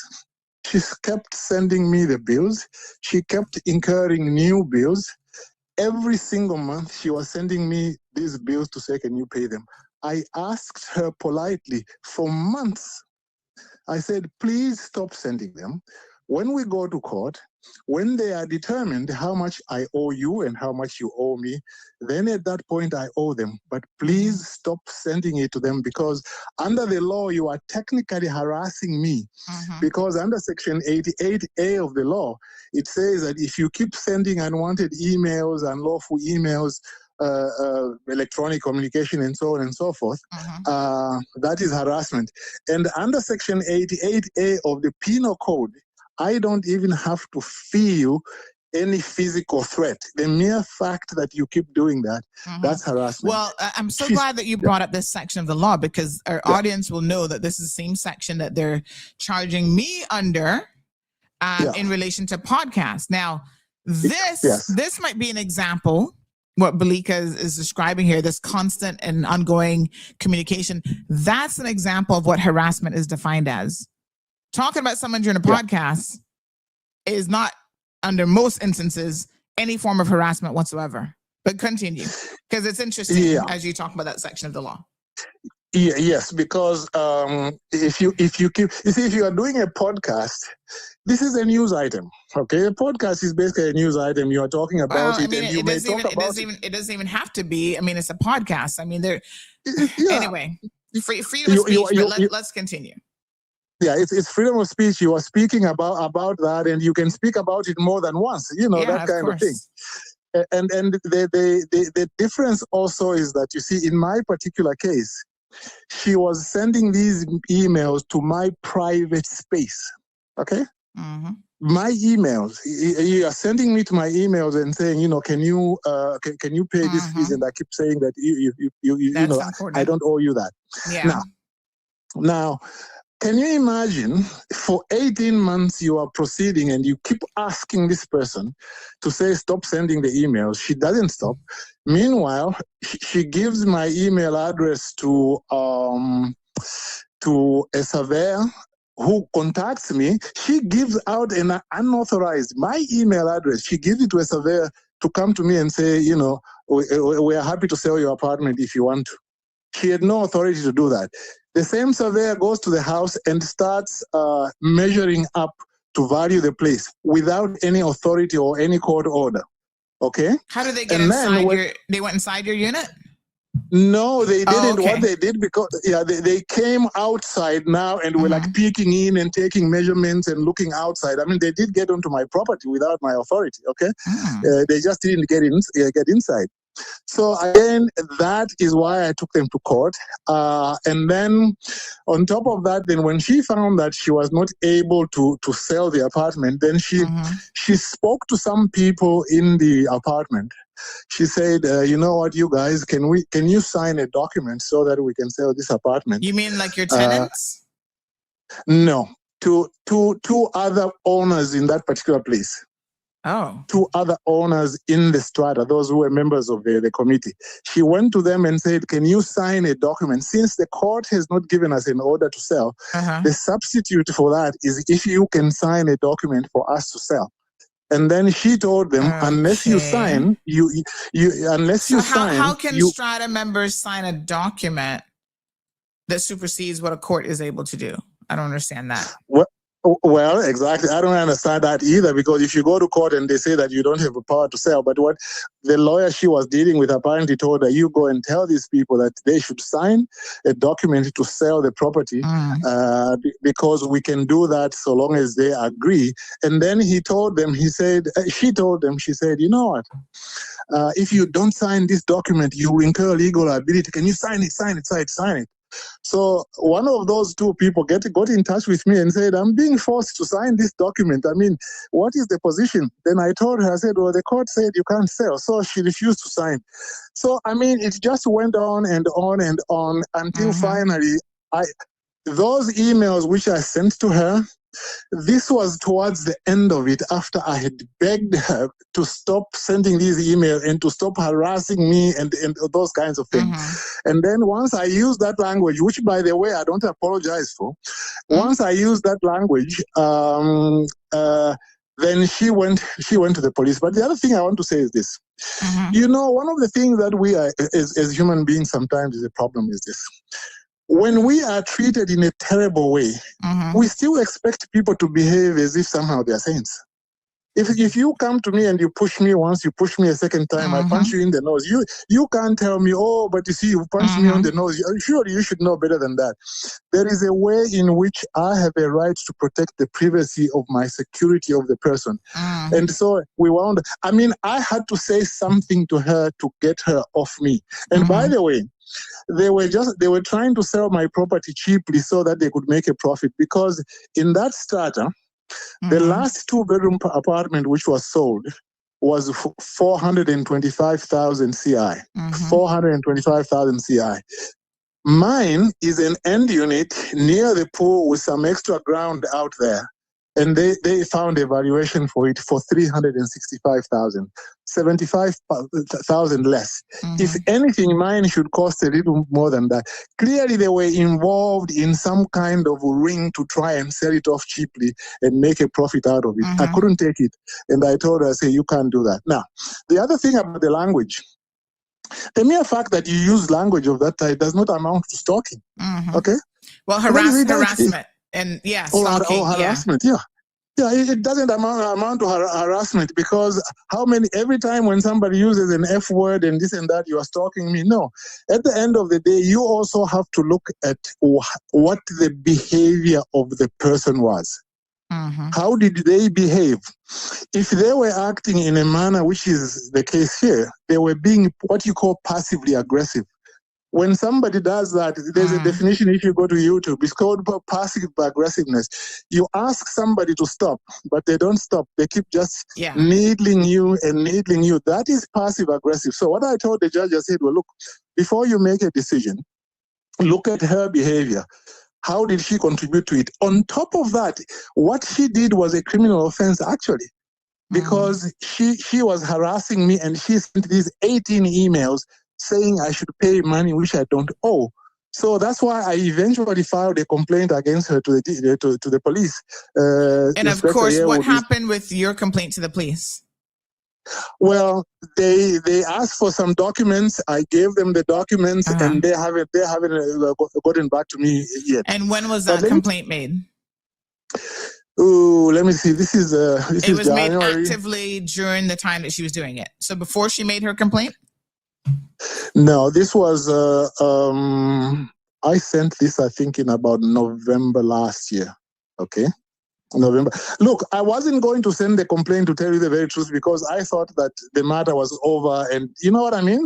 You don't want to make a complaint unless it's necessary. If she was going to leave me alone after that, I wasn't going to make a complaint. But eventually, once she went now to get a stop order from the police, I said, well, you were committing an offense yourself. Now, what the lawyer said, oh, but you see, this was being filed only after the other complaint was filed. I said, no, but that's not the issue. The issue is, look at it, was she committing an offense or not? When I complained is not the issue. The issue is, does it constitute to be an offense? To me, it constitutes clearly an offense if you read that section, and I'm waiting to see what the police are going to do. It becomes relevant in the sense that And the average person would see it as retaliation. So in other words, Yes. you only filed Yeah. the complaint because she filed the complaint, and her complaint was actually Yeah. getting traction with the courts and with the police. So that's where it's important to know when you Well, filed yours, because if you were it- really bothered and threatened by her constant, as you say, harassment of you and stalking of you, maybe you should have called the police, because you know they have a lot of time for this sort of thing. So maybe you needed to contact them. Now there is a Well- bit of an anomaly here where she says that she felt threatened by you, and you Mhm. say that you were saying that you'd be taking her to court. Is there any Yeah, okay. other way in which you my apologies, in which you threatened her? Because threatening to take someone to court isn't. I mean, I didn't think that was stalking necessarily, but Yeah, okay. Good question, Sandra. Good question. Because did you ever two of threaten my her with emails- physical violence? No, I never threatened her with physical violence. In Okay. fact, two of the emails, one of them I specifically said, and it is quoted in the judgment, I specifically said,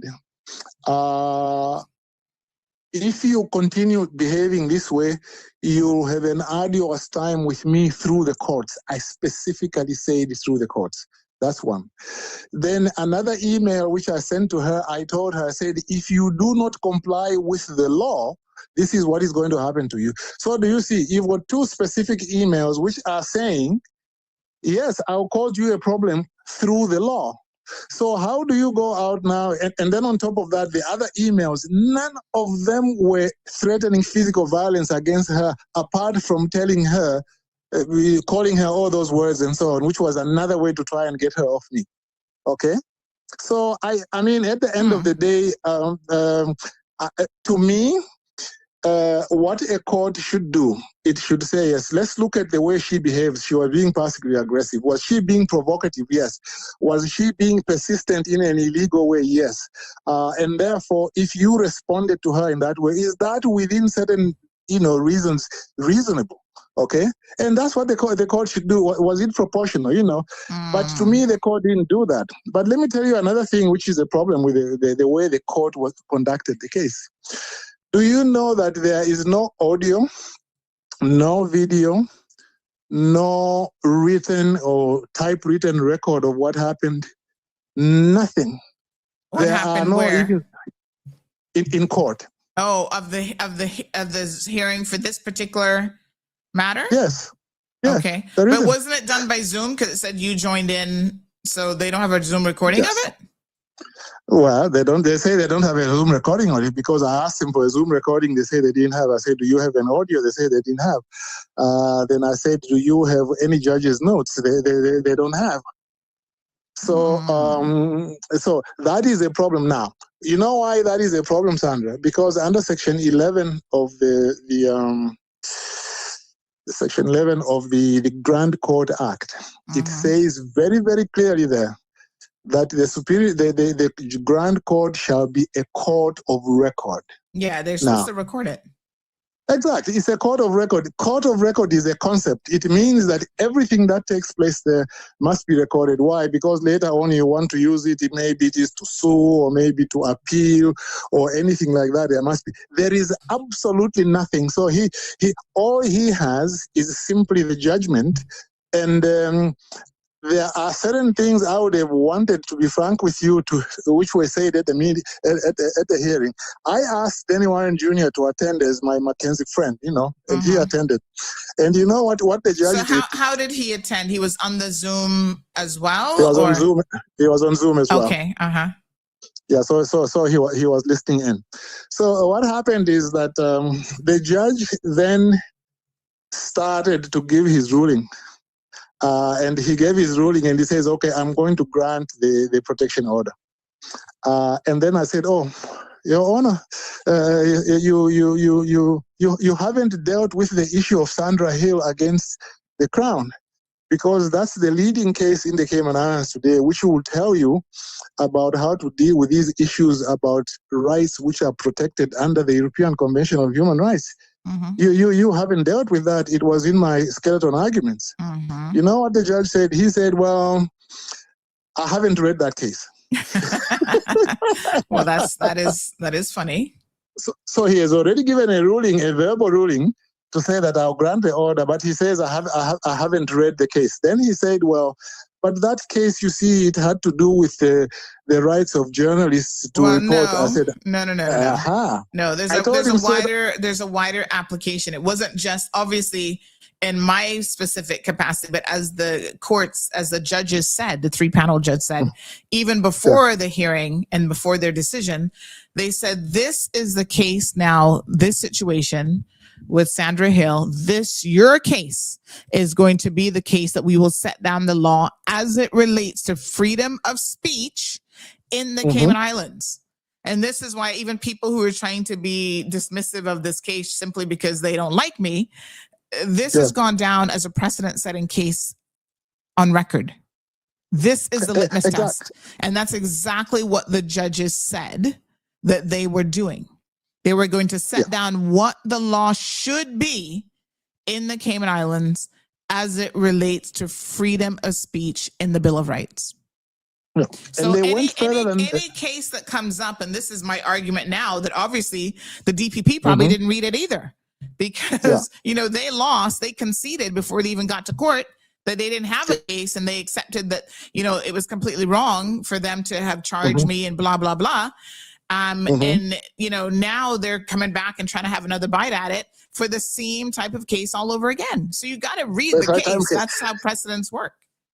Yeah, let me come back to that, because I want to talk about that in relation to your case. But let me just conclude one little point about what happened in the case. The other thing about it, you see, I've challenged the constitutionality of this particular law.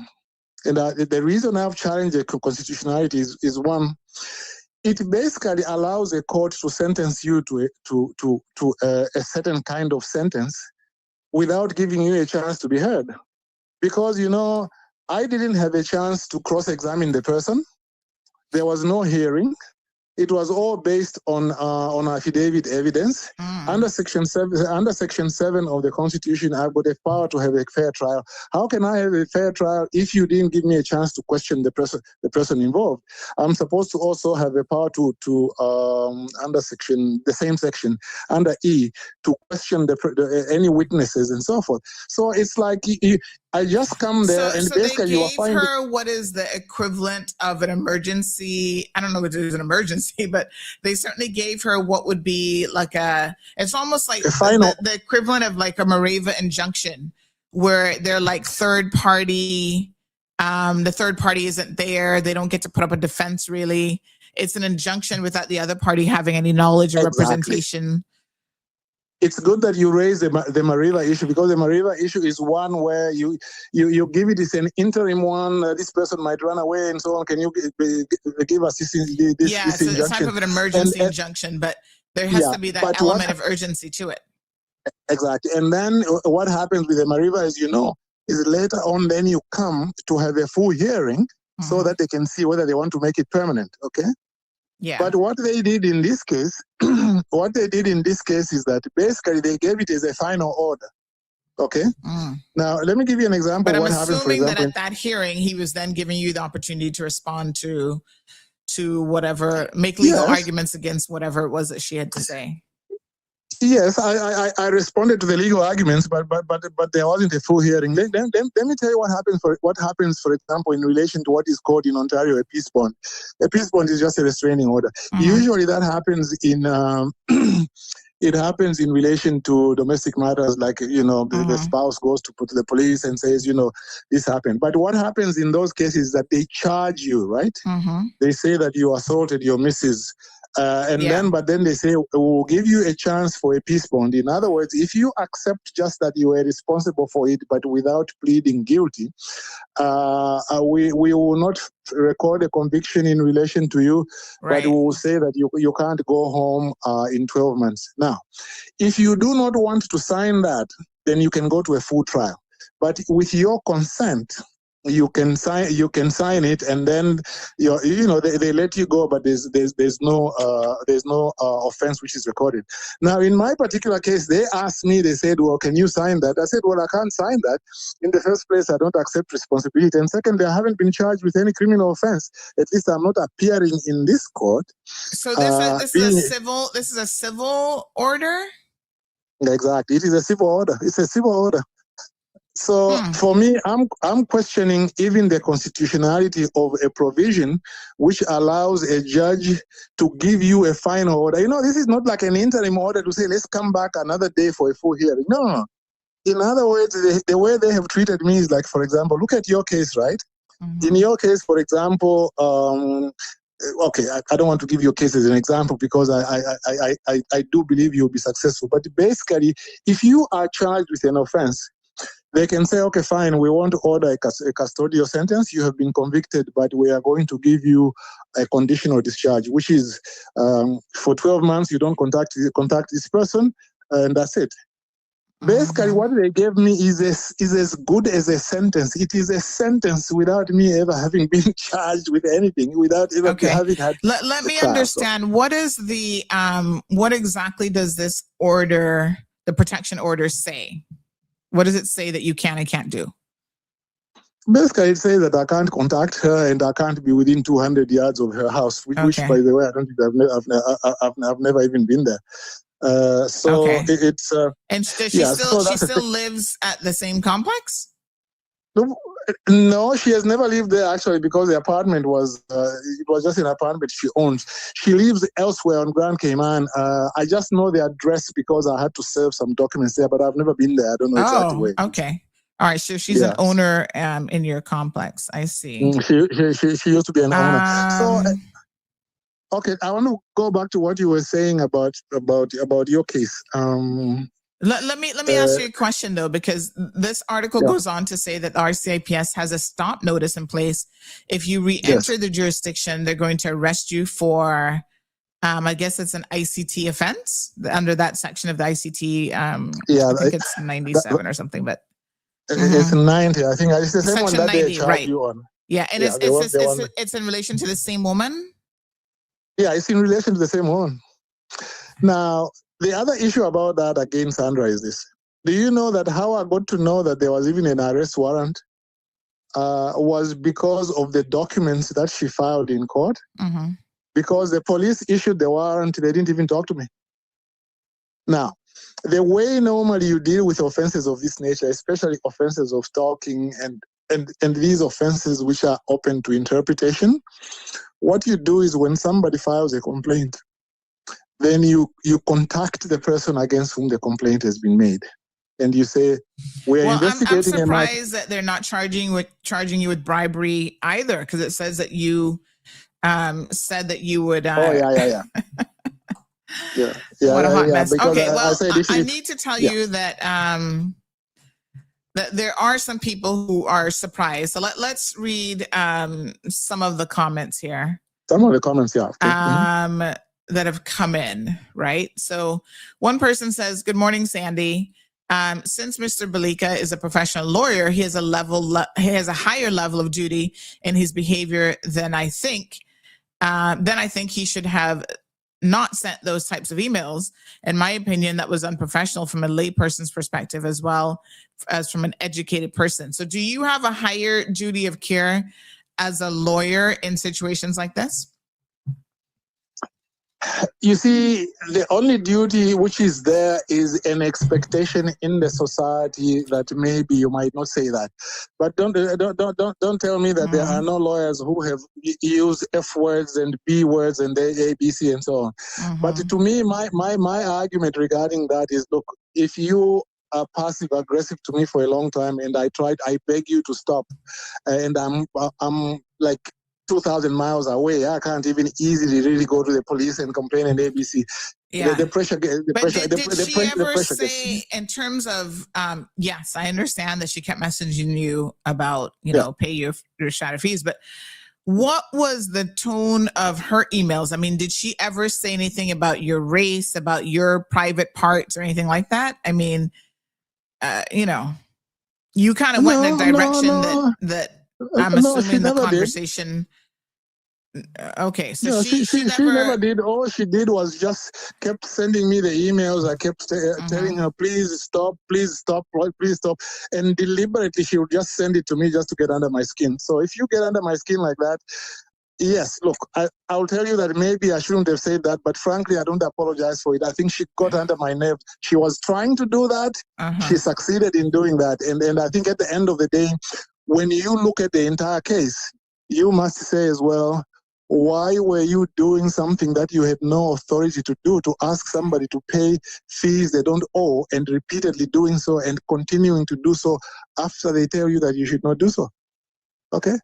To me, that's my answer to that. And on top of that, then when you failed to sell my apartment, then you continued being aggressive in this through the surveyors and threatening people to say unless they sign, they might incur legal liability. I mean, she just got out of hand, and I just felt I had to tell her something to get her off me. And in any case, okay, let's listen to a few more comments, because you definitely did tell her something.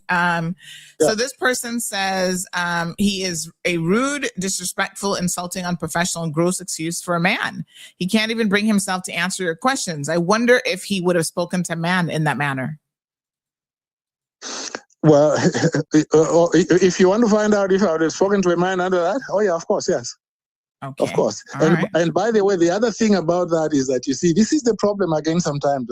If you are a woman, sometimes you deliberately do certain things because you think they won't say ABC. Then when they say X, then you play the woman card. No. If you behave that way, you deserve what's coming to you, man or woman. All right. Another person says, couldn't that only be defamation and way harder to prove? So this person basically says that, maybe you defamed her, but it wouldn't really be defamation if it was direct communication with her and nobody else. You can't. You've answered that. Yeah, you can't deliberately. I did not send those emails to anybody else. I sent them only to her because precisely then she can't sue me for defamation.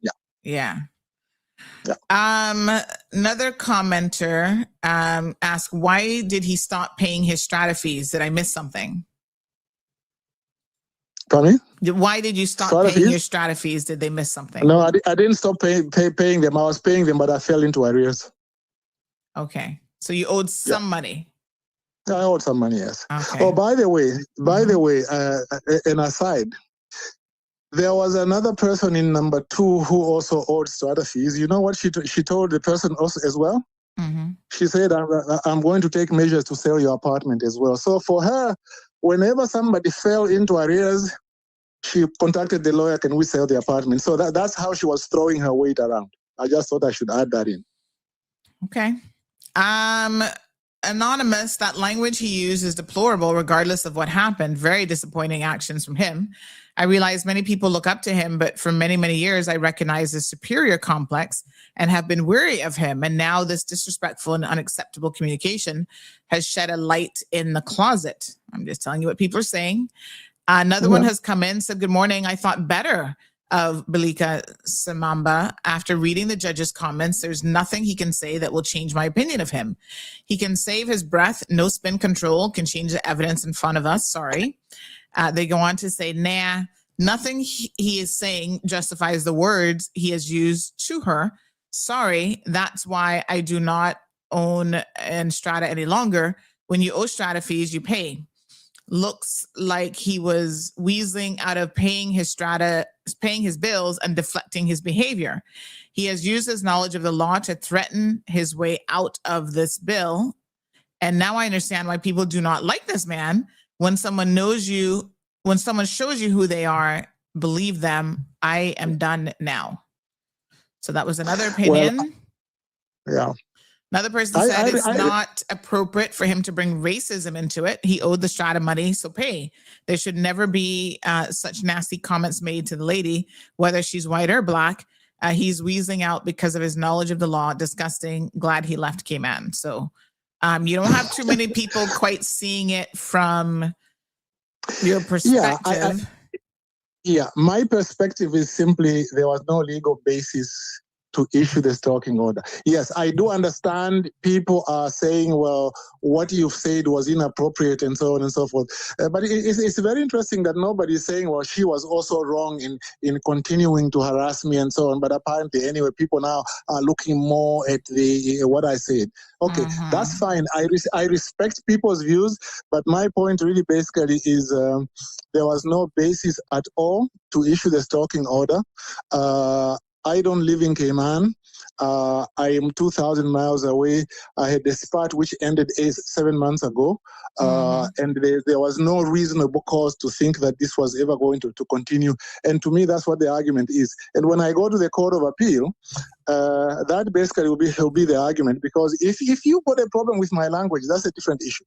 Okay, that's a different issue. But I think people definitely have an issue with the language. So someone says frustration causes good people to say or do bad things, and of course the argument there is, my gosh, if you're going to say those types of things, at least don't put it in writing. Did you not think for a minute, let me not put in writing about the woman's smelly vagina? I mean, that is really kind of disgusting. You know, I can't work my brain around why you would say it to begin with, but most importantly, why would you even put that in writing? I mean, let's put it this way. This is where the law degree and all those years of experience has gone to waste, because it seems like you allow this woman to pull you out in a way that is you know, if that's what you're claiming, and people are saying no, he needs to take accountability for his behavior. Yeah. Well, as far as I'm concerned, that's my character. I do not like people messing with me in that way. And once I give you a chance to be able to stop doing certain things, I do not have certain limits. And I will have to do that which is necessary to get you off me. At the end of the day, she deliberately acted in a passive-aggressive manner. And I believe that in a court of law, a proper court, it will be able to say, yes, maybe she didn't use any of those languages, but what she did was equally annoying, if it's not worse, to continue to try and tell me, pay these fees when she knows that I do not owe them. That I don't apologize for, but I respect the views of those people who are expressing views. That is fine, but that's my opinion as well. We just agree to disagree. Okay. All right. I mean, I think your choice of words could have definitely been better, for sure. I mean, So another person said that they have secondhand embarrassment. Doubling down just adds to the narrative that he's not stable. Oh my goodness. Stable. Let me put it this way, Sandra. I'm emphatic. I don't like being messed with. I'm very emphatic. I'm very emphatic. If I find that you exceed the limits, and I also have exceeded my limits of patience, and I've asked you and so forth, then I don't apologize for what follows after that. Think of it this way. You have come, you've pushed me twice, I punch you on the nose. You can't say, oh, Mr. Billy, you can't punch somebody on the nose. How can you punch somebody on the nose? No. That's not the way it works, okay? Well, you'll be happy to know, or not, I don't know, that Carrie's defending you. She says provocation. She provoked him. She is like that, cruel. So I don't know if she knows her personally, but she says she's a native Caymanian hater. I never liked or trusted her. Plus, I'm aware of other persons whom she has been incredibly racist to.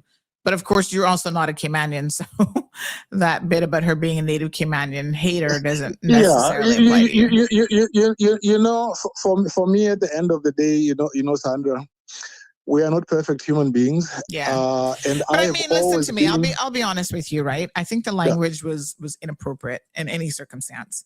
But if you were to say this morning, and this is where people are saying, why is he doubling down of this? If you were to say, listen, I was provoked. Yes, we're all human beings. I was provoked, and I said things in the heat of a moment that I shouldn't have said. Although when it comes to putting things in writing, this is where, again, you know, you're 70 years old. You've had lots of experience in your life.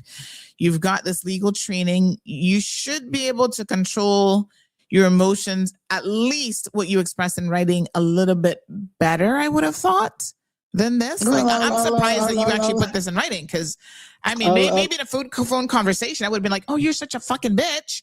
But to actually write this correspondence to her, Yeah, because once you put it in writing, it doesn't ever go away, right? Well, I agree with you. That is something that I shouldn't have said, maybe, but I will tell you what. Considering what she put me through, and just the badgering over a year and a half, I had to get her off me. And she, to me, you know what I think that Did she person stop after messaging you after you sent her that email? Did that actually work? Did it get her off you? No, it didn't. She continued. I mean, obviously, you said you wanted to get her off you, but obviously that's not an effective tactic. Exactly, but that also shows you what kind of person she is. She didn't care about the law. She didn't care whether it was offensive to me. She just didn't care, and then she continued. Okay. Wow. But at the end of the day, in any case, that does not amount to stalking. You've got a problem with my language. Mhm. There is another way you can deal with that. But I wanted to deal with it. There was something that we were going to talk about your case. Because yours was a podcast, right? Right. It was a podcast, and they're saying that is harassment. Okay. I'll tell you what I was going to say. You see what your case is? Mhm. Your case deals with effectively the principles that they put in there. The principles that they enunciated in there, they apply to freedom of speech, but they also apply to other freedoms. Because they said you have to, before you charge somebody under that offense, Mhm. you have to look at issues such as proportionality. So in other words, Mhm. you can't just say, okay, the elements of the offense are there. Mhm. Because the elements of the offense are there, therefore you are guilty of the offense. What they said was, even if the elements of the offense are there, since under the European Convention on Human Rights, proportionality is a principle that you apply, you have to say, well, would it be proportional to charge this person? Okay? Would it be proportional? Because they have also a right of freedom of speech. In my case, what I'm trying to say is that principle extends beyond freedom of speech. It extends to other fundamental rights. For example, in my case, I've got a right under the Constitution called security of the person. Meaning, you can't just come into my house. You can't just send me an email to my private email, and especially when those emails are unlawful. I've got those rights. So in other words, when I respond in a certain way, you have to understand that, first of all, you have violated my rights by, doing what you've been doing. And therefore, when I respond, maybe I might respond in a manner that is very firm, but you have to find out whether that is really proportionate in light of what you were doing. Okay? And to me, that's the issue. That's why your case is important, not just for freedom of speech, but also other freedoms. Because what the standard they're supposed to apply is, okay, what did you do? You did X. Was that action intended to prevent something else from happening? Yes. Was it proportionate to that? Yes or no? And was what the government did or what the person did reasonably justifiable in a democratic society? Okay, and unless you are satisfied under all those, you can't say, well, like for example, in my case, that I violated her rights. If when you apply all those and so forth, there was a way in which she herself contributed to it. That's the way the law looks at it, and that's why I was citing your case to say. It was not enough for the judge to say, oh, the elements of stalking have been met. What you have to do, you have to go beyond that and say, was it proportional in light of the behavior of the person on the other side? That is very, very important. And then the one that I complained against her, that is a much more straightforward offense, because the mere fact that you are sending me the repeated emails, that in itself is harassment, whether or not I feel that I'm threatened or not. The one that they made an order against me, you have to feel you are threatened physically. But the one I'm complaining against her, you don't have to do that. And by the way, the judge didn't even look at that. He just totally ignored it. So. Okay. All right. What a hot mess. Thank you so much, my dear. I appreciate you coming onto the program thanks this for the morning. Opportunity to explain it and so Yes. on. I love your people, whether they agree with me or they don't agree with me. They have a freedom of speech. I still love you, but I disagree with you. But thanks very much for the exchange. someone does ask this question. They said, Yeah. suppose someone had said this about his wife, mother, or daughter, how would he have responded? So putting the shoe on the other foot, given all that has transpired, if someone said that to your wife, mother, or daughter, how would you have responded? Well, first of all, I don't think that's a perfect analogy because that's somebody else. But if somebody said that about me, for example, I think it should depend on what provoked it. That's my answer to it. It's a question of what provoked it. If what provoked it is justified, then it's justified. Okay. All right, That's my my dear. answer to that. Thanks very much. I appreciate it. Okay. Have Thanks a very good much. one. You too. Okay. Cheers. Bye bye. All righty. Another person says, one more. How he know her vagina is smelly? He just told us what I always knew. Well, that's my character.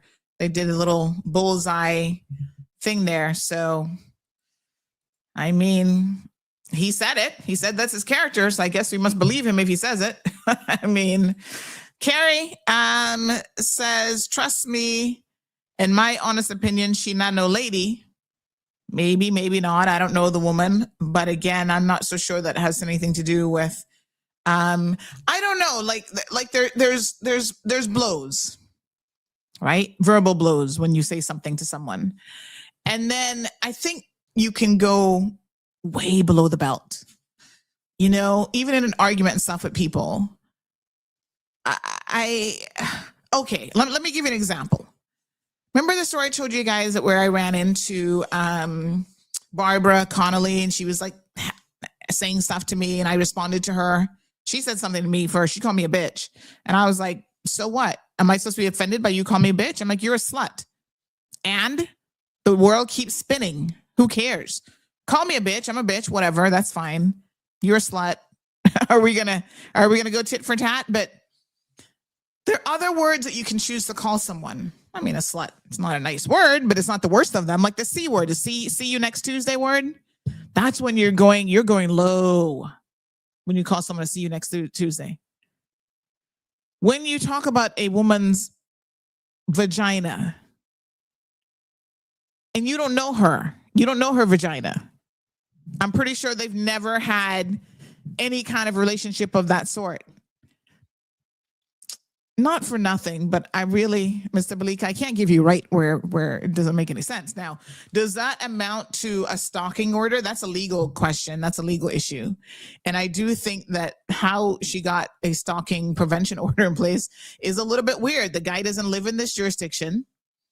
Stalking to me isn't just about sending emails. I mean, was he trying to get in contact with her? He hasn't been in contact with her in 7 months. He's not going around her house. He's not going around her. So I don't think that it might amount to harassment, but I don't think it amounts to stalking. This is not my definition of stalking, but obviously the judge disagreed.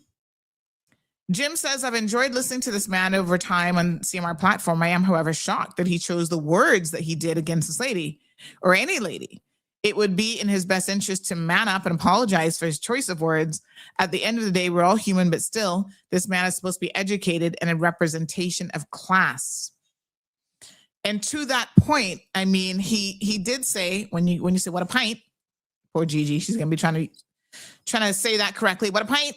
The pint is, and he did touch on it, that it's now a matter of public opinion of him. But yes, not for nothing, but you have created this space in the community. Although you don't live here, you still participate in our discussions and so on, as you know, freedom of speech, have a right to do. But you have certainly put out this persona that you're a person who stands for certain things. And you always in the past have come across as very respectful. But to now hear and see that you have private communications with someone who you don't even have a relationship. Listen, if they had a relationship with each other and maybe he knew something more about her vagina, I don't know. If they were involved, maybe I'd feel a little bit different about this, but yeah, this is a lady on this. Yeah, she's annoying you, but she's the executive of the Strata. And so I don't know. This is crazy. Speaking of crazy, we need to talk about, I'm not going to do it right now, but on Friday, I told you guys I was receiving a series of messages of a young lady, and I use that term very, very loosely, who's sending out all these pictures of her in sexual situations. And I'm like, why is she doing this? Did she post it up? Supposedly she has an OnlyFans page. Like, we got to talk about this whole OnlyFans, what you guys are putting out there in the public domain, and how you're destroying your own reputations, quite frankly. Right? Now, if somebody was out there saying, well, she's a slut, she's a whore, she's a this, I mean, she put it out in the public domain, so I guess people can have a discourse around this sort of thing. But Mr. Balika, I think you were wrong here. And it probably would have been in your best interest to just apologize and say, yes, I should not have said that to her. Brittany says, I don't know. His side of the story smells. Pun intended, no doubt. Carrie says, let that comment and deal with her, and they will have a different comment. Well, again, Carrie, I mean, it's what you say. It is really what you say and how you say it. This concept of foreclosing in our home, though, like I said, we're going to do a deep dive. This is a miniature, 10 to 15 minute segment on things that are critical. And I already had this one prepared from previously, but I'm going to air it this week. This is about a woman who they were trying to do the same thing. The Strata was trying to take her apartment for non-payment. Now, in this instance, she owed a lot of money. I don't know how much money in arrears Mr. Balika was. He said he was paying something, but I guess wasn't paying the full thing. But when you get into stratas, that's why you sign, and you're part of, when you purchase a unit strata, you're part of the strata bylaws. And if you've never looked at your strata bylaws, you better look at them, because there's certain obligations that are on you. And that is why when you purchase a unit that is part of a strata, the bank needs to see certain things, right? So for example, they need to know that before you purchase it, that unit has no outstanding strata fees, et cetera, et cetera. Educate yourselves, folks, about how stratas work, because you could be getting yourself in a very, very precarious situation. Michael says this guy is always the victim. Pay your strata fees. Gabby takes a slightly different view. She says you continually provoke someone and then get upset when you get a negative reaction. He is a lawyer, but he's still a human being. I would have thought, though, that being a lawyer would have meant you would have never put something like that in an email. Island Pearl says anti-pressure bust pipe, and even the most respected people get out of character. El Rey commented earlier as well. I think. I know you said something earlier, El Rey, but I can't find that one now. Oh, come see me, but come live with me. That's a saying that Caribbean people have. See me, come live with me, ... Two different things. Wow, I thought people looked up to this guy, and he seems very knowledgeable with the law. My opinion has changed. Be professional, man, says John LaRue. Accountability, says Jim. Carrie says our ICT Act is bullshit. It is not modern. It is filled with communist clauses. Makes this country look very much putting muzzles on you. Well, I think it's clear from, again, not to keep referring you to my case, but the courts themselves said this is the case. This is going to be the test case for freedom of speech. And we're going to lay down what the law is. If you go, and I'm going to play the deep dive on it here today. Just give me a couple seconds here. They said if you go and read this case now, you should get an idea of what the court had to say. And that legislation was always being misapplied against me with the police. And I think now that's why they're now trying it under the penal code, because they know that they can't do it under the ICT legislation. El Rey says, as a professional, he's trying his best to justify his despicable communication to the woman.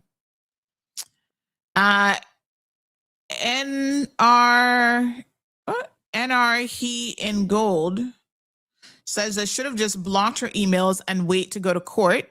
I mean, that's always an option, is to put her in the junk mail. You can't ignore people when they communicate with you by email. You can even block people at the server level. Melody says, when you poke a bear, does he cuddle you or does he growl and charge? So Mello seems to be on Balika's side. Carrie says, I have been to court and watched magistrates give custodial sentences for provocation. So why was she not remanded for her actions? Some deception went on here. Gabby says, yeah, I don't understand how it is stalking if she's the one sending him the countless emails and he's responding to her. She seems to be the stalker. Why didn't she take him to court for the fees supposedly owed? Well, she did. And they weren't able to sell his house, he said, but obviously he still has to pay his fees. Carrie saying, I heard they stole your son's expensive car. Did you get it back? The rumors are Jamaican stole it. What the hell? Shaka, good morning, says, playing devil's advocate here. Mr. Balika is okay in my books, but resorting to language that will express his levels of frustration. I mean, again, I agree that it's shockingly gross. I agree that it's highly offensive. I'm not sure it's highly abusive, but I guess in layman's terms is what the judge was trying to capture, Justice Walters. I mean, if you had just said that she was a piece of shit, yeah, POS. But I think you went too far, Biggs, when you start talking about the woman's vagina. That's too much. That's too much. I think that's where you definitely stepped over the line in my book. Like, it's not cool.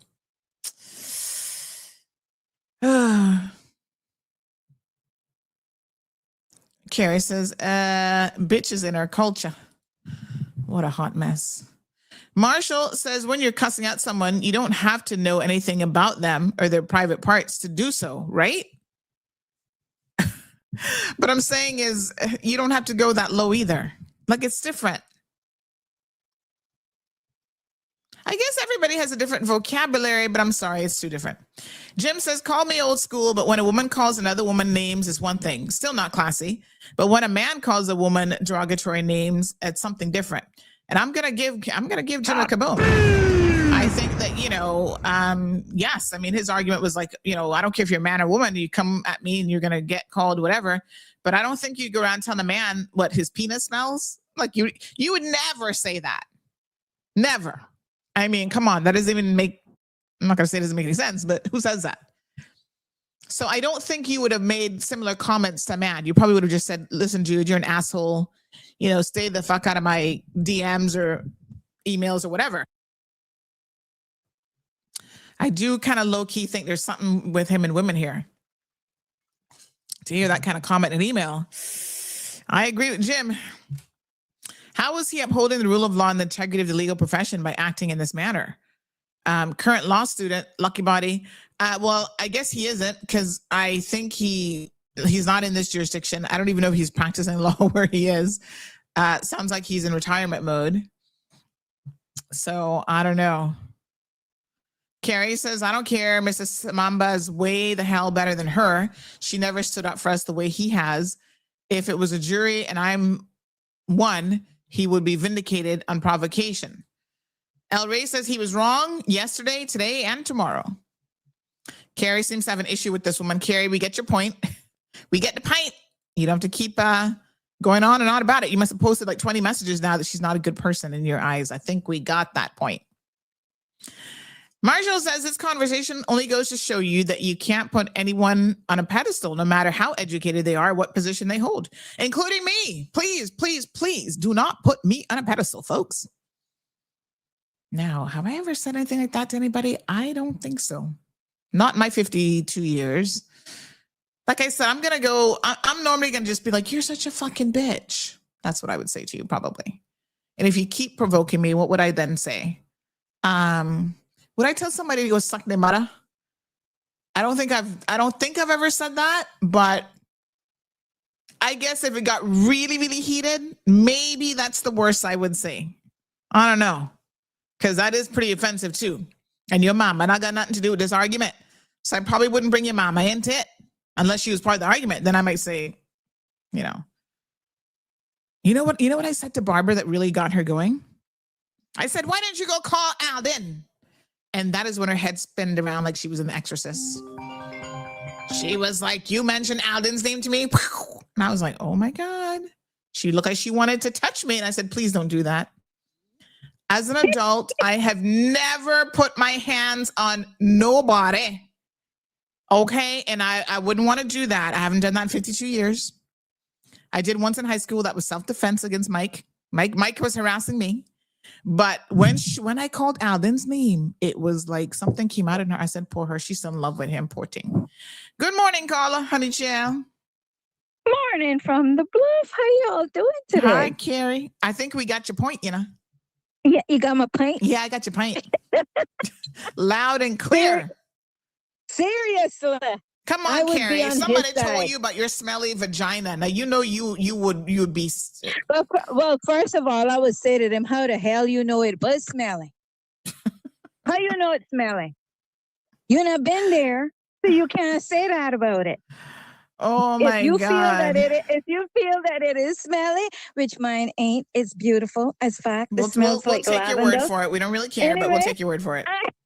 Anyway, my point is this: provocation was there, very strong, and I'm very, very annoyed, and I'm very surprised with Alistair Walters, whatever, about his decision, as the fact that he didn't even acknowledge that she created this entire monster in the room and poked the friggin' monster, kept poking him. So, you know, it has to be a fair balance, and it really wasn't a fair balance as far as I can see and from what I understand. And I can afford to tell you, and I'm not looking at it from her side, meaning like, I know she's not a nice person. God, I know she's not a nice person. God, I know that. But my point of it is, she started this. She created this. And stratas are very, very much like that. I had a strata get their lawyer over at HSM write me a letter with lies. They wrote a letter to me and accused me of something I never did. Without a doubt, stratas, and I've said this, can be very, very annoying. Trust me, I know. And I mean, we had one lady from hell. I was so glad when I sold my apartment. I remember, this is going to be 10 years now that we've been in the house. I remember the time Marlon said to me, you know, should we try to keep the apartment? That's an investment property. Like, you never try to sell property or land if you can help it, right? So we could float both. We can qualify without it. Like, what do you think? Let's just keep it. And the sole reason I said hell to the no was because of this one strata, one person. It was only a fourplex. But this one person in strata was making everybody's lives miserable. So I said, you know what? She seems to get miserable when she didn't have a man in her life. I'm just saying. So I said, no, I don't want the headache of dealing with stratas anymore. So I said, no, let's sell it. Although, you know, maybe we feel like we could handle both. It'll put us in a better financial cushion.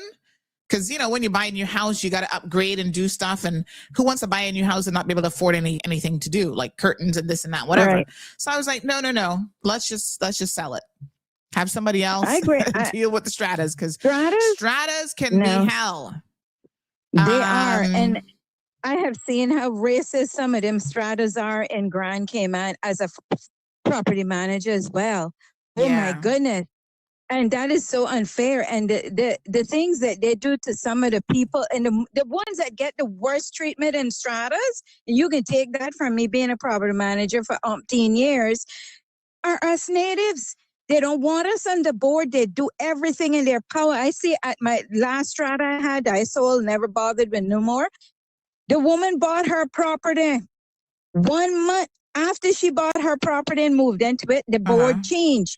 They had the annual meeting and appointed her to the board now with the 2 years. So I'm telling you, they are very racist, they're biased, they're prejudicial when it comes to us natives, and they do everything in their power to push us out of the strata. That's how I have seen it over the years. And stratas have too much power over your property. They should not have that much power over your property. That is why you need to know the bylaws and what the strata law says. But anyway, leave me there, Carrie. On Wednesday's Deep Dive Show, Wednesday at midday, you can tune in. Like I said, we already had that one prepared. And there's some important things I think that everyone, if you are a strata member, in other words, you have an apartment complex as part of a strata, you need to know what the strata bylaws say, what the strata, you know, how the strata operates. So we'll get to that. Good morning, caller. Yeah, yes, Sandra, very short call. I know we had a lot of time to discuss this, but I just thought I should just rejoin on one little point there. Mm-hmm. You know, one of the things, well, like what you are saying and what a lot of people are saying, to tell you the very truth, I don't have a problem with them, because sometimes when we are not in that position, we can sit in the judgment seat. But the point I want to make is this. Do you know that the judge hasn't helped in the way he wrote the judgment? Now, if in his judgment he had said, I agree that it was really provocative and annoying to be sending somebody bills that they don't owe, even after they are asked to stop. Mm-hmm. But at the same time, I feel that the response was too much. If the judge had said that, to tell you the very truth, I wouldn't have had a problem. But you know what he did? He never made any comment about the provocation aspect of it. In fact, what he did was, he has got a paragraph there, I think it's paragraph 64.3, where he says, everything that she did was in exercise of her power as a member of the executive committee. That can't be right, because as a member of the executive committee, I have no problem you sending me bills, because that's your job. But when you know very well, and you've got a lawyer advising you that I do not owe the legal fees, you know that, and you've been advised, you know that, and you keep sending those emails, how can the judge say that, well, even that was in exercise of her powers? Do you see, when a judge does that, plus the other unfair things he did, it doesn't put me in a mode to start to apologize. Do you understand that? It is like at the end of the day, you are not acknowledging even how I might have felt, even if you might thought it too much. It doesn't put me in an apologizing mode. I just thought that we should say that, because the judge showed he wasn't being fair either. I thought that should be emphasized. Okay. I thank you. I should let you go. Thank you so much. Dean Shalette says, lucky it was just words. Some people get licked down or killed just for nagging people. My God, well, we certainly can't condone that. Miss Nikki says, good morning, Sandy and everybody. Have a good rest of your day. Sending encouragement from Vero Beach. Hey, all the way from Vero Beach. Thank you so much. We have Caesar, who joined us earlier, says, bendiciones, escuchamos desde Guatemala. So he says, basically, blessings. We're listening from Guatemala. Hey, buenos dias. ¿Cómo estás? Yeah. Okay. All right. Final comments, and then I'm going to play this deep dive here. Shaka says, it appears that we are debating the levels at which Mr. Balika was willing to resort to. In my mind, his response is all determined by one's level of frustration, not by what's norm or what's not.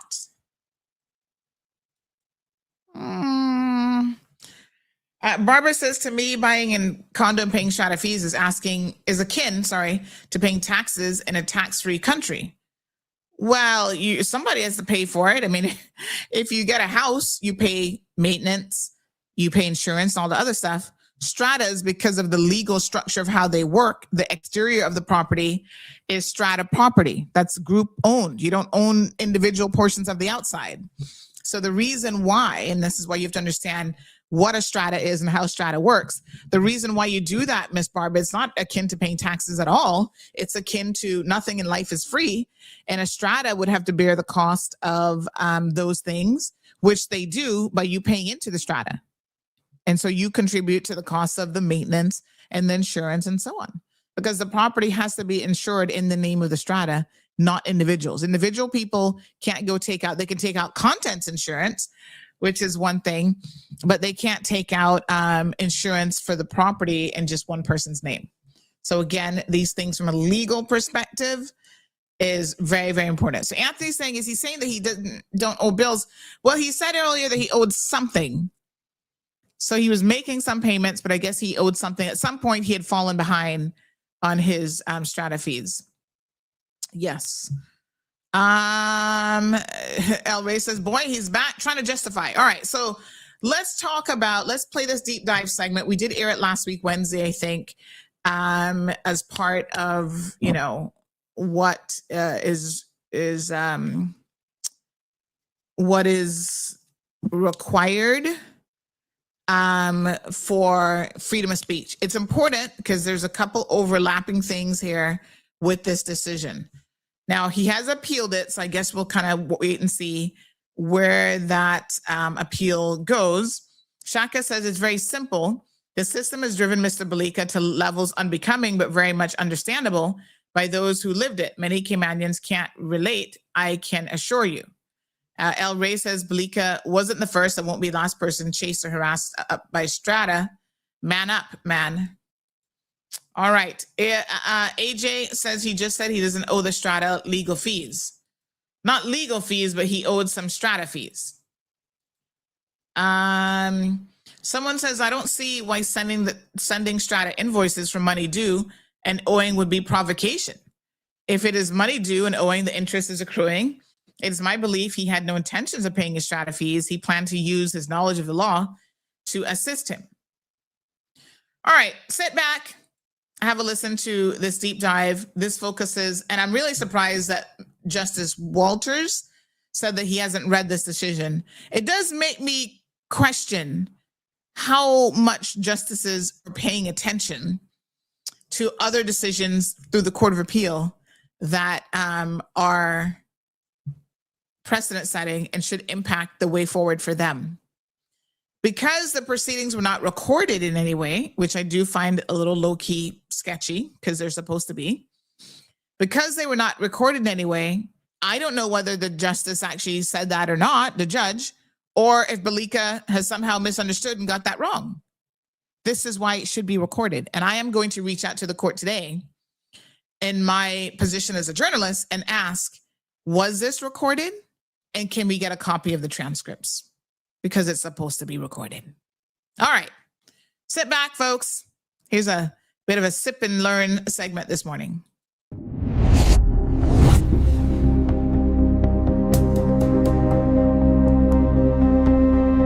So where is the line? When does a journalist's hard-hitting expose cross over into being an actual crime? We're going to dive into a landmark case from the Cayman Islands where free speech went head-to-head with online harassment laws. And believe me, this legal fight has huge implications for journalists, politicians, and really for any of us who use our voice online. Okay, let's just jump right in with the single most provocative statement from the whole first trial. The judge basically ruled that the truth didn't matter. You heard that right. He said you could be harassed by true statements just as much as by false ones. And that one idea, wow, it set the stage for a massive constitutional showdown. And for this entire story, our guide is the official Court of Appeal judgment itself. We're going straight to the source, unpacking every detail of this incredible case, right from the legal documents. So how did this whole thing even begin? Let's break it all down. What was said, who was involved, and the exact law that was supposedly broken. All right, let's meet our key players. You've got the podcaster Sandra Hill, who released what was described as a hard-hitting expose about Matthew Leslie, who just so happened to be a political candidate running on a platform of transparency. Now, the court ended up calling the podcast a character assassination because it had some pretty serious allegations about his personal life. Hill, for her part, completely stood by her reporting, saying she believed it was all true. The charge against Sandra Hill all came down to this one law, Section 90 of the ICT Act. And the wording here is everything. The law makes it a crime to use an ICT service, so, the internet, to abuse, annoy, threaten, or harass. Just think about how incredibly broad those words are, especially annoy and harass. And that really broad law, it led directly to the first trial's most controversial moment, a decision that would become the absolute central battleground for the entire appeal. Okay, so this was a pivotal moment in the courtroom when Hill's defense team tried to question Leslie to actually check if the podcast claims were true. The judge shut them down. He flat out ruled that whether the statements were true or not was irrelevant to the charge of harassment, which echoes that wild judgment we saw a minute ago. So, with the truth off the table, Sandra Hill was convicted. She was fined 3,000 Cayman Islands dollars and slapped with a restraining order. The message from the court was loud and clear. Even if what you're saying is 100% true, you can still be found guilty of a crime if it harasses someone. But that wasn't the end of it. Now we move to the appeal, and this is where the case just explodes into a full-blown debate about constitutional rights. The stakes get so much higher. I mean, look at this. It's a legal collision course. On one side, you've got the super broad, kind of vague language of that ICT law. And on the other, you have Section 11 of the Cayman Islands Bill of Rights, which guarantees freedom of expression. So the big question for the Court of Appeal was, can a law against being annoying actually override a fundamental constitutional right? And this is where the story takes a truly wild turn. The document you're seeing right now isn't from the defense team. No, this is from the prosecution, the ones who brought the case against her in the first place. Yeah, you heard that right. In a pretty stunning move, the prosecution basically admitted the original conviction was a mistake. They actually stood up and formally invited the court to throw out the conviction, saying the first judge had made an error of law. They essentially switched sides. So, okay, with both the defense and the prosecution now pretty much in agreement, how did the Court of Appeal manage this? How did they resolve this clash between protecting people from harassment and protecting the fundamental right to speak freely? Well, what they did was create a brand new 5-part test to figure out what counts as criminal harassment. First, they said the speech has to be more than just offensive or shocking. Second, courts have to give a ton of weight to free speech. Third, context is absolutely critical, especially for political speech. Fourth, public figures, well, they just need to have thicker skin. And finally, and this is the big one, in a complete reversal, the court said the truth of a statement is plainly highly relevant. So, in the end, the Court of Appeal looked at the original trial through this new lens and found that the first judge had pretty much failed on all counts. He didn't properly consider the political context, the higher tolerance we expect from public figures, or, and this is the most important part, the relevance of the truth. Okay, so let's zoom out. What was the final verdict?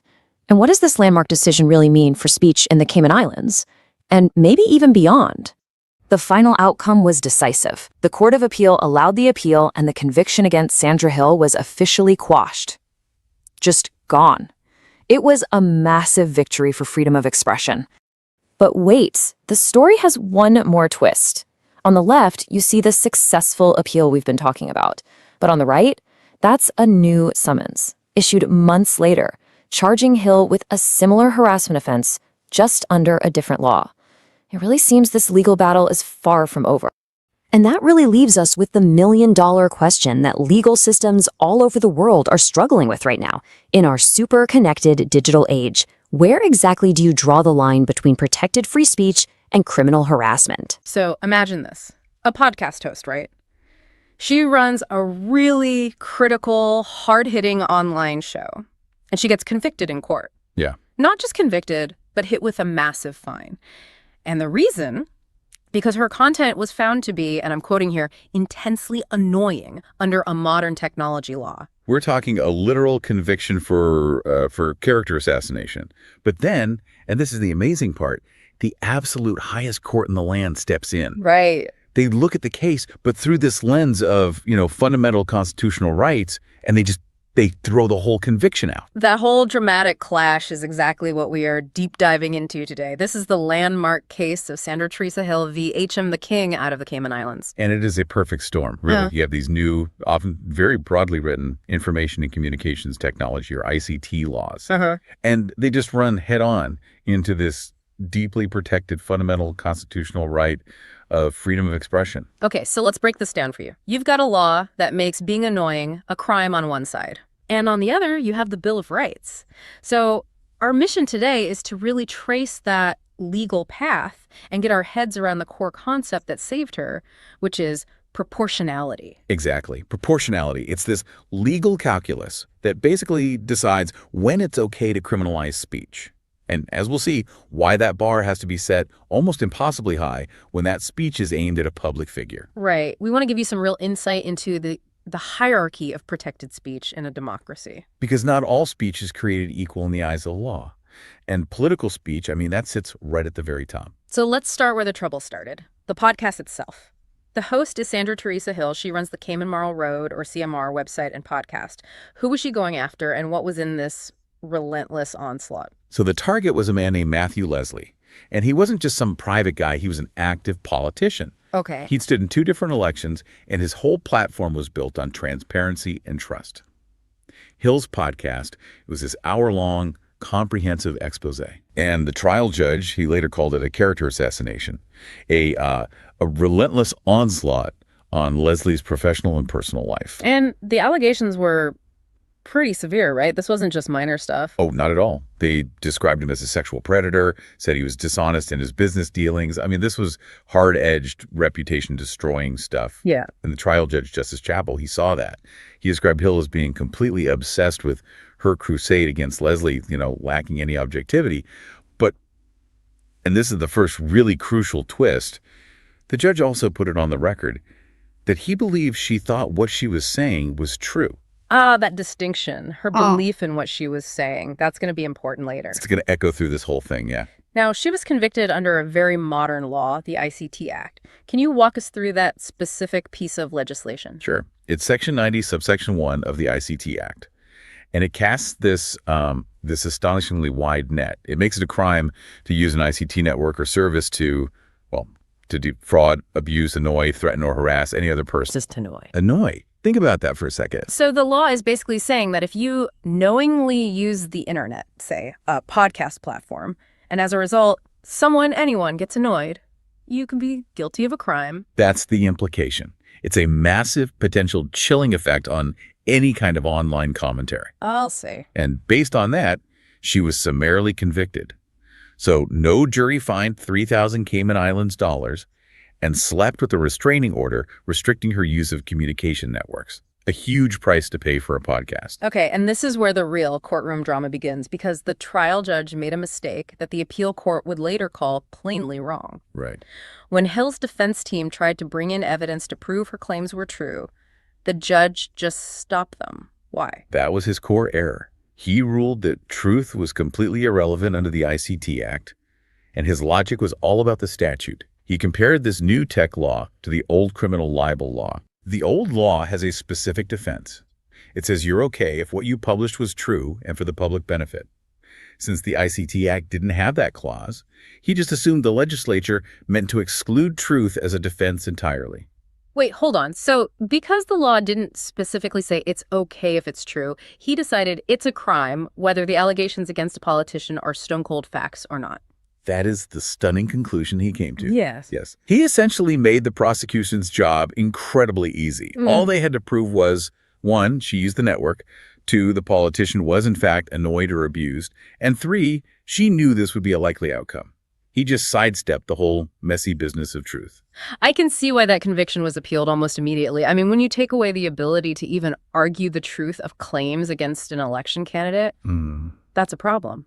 It is, but to be fair, the judge did tip his hat to a higher power. He acknowledged that Section 11 of the Bill of Rights, the part that guarantees freedom of expression, was engaged. He knew it was in the room, but he thought he'd already balanced it against the politician's reputation just by applying the rules of the ICT Act, the Court of Appeal.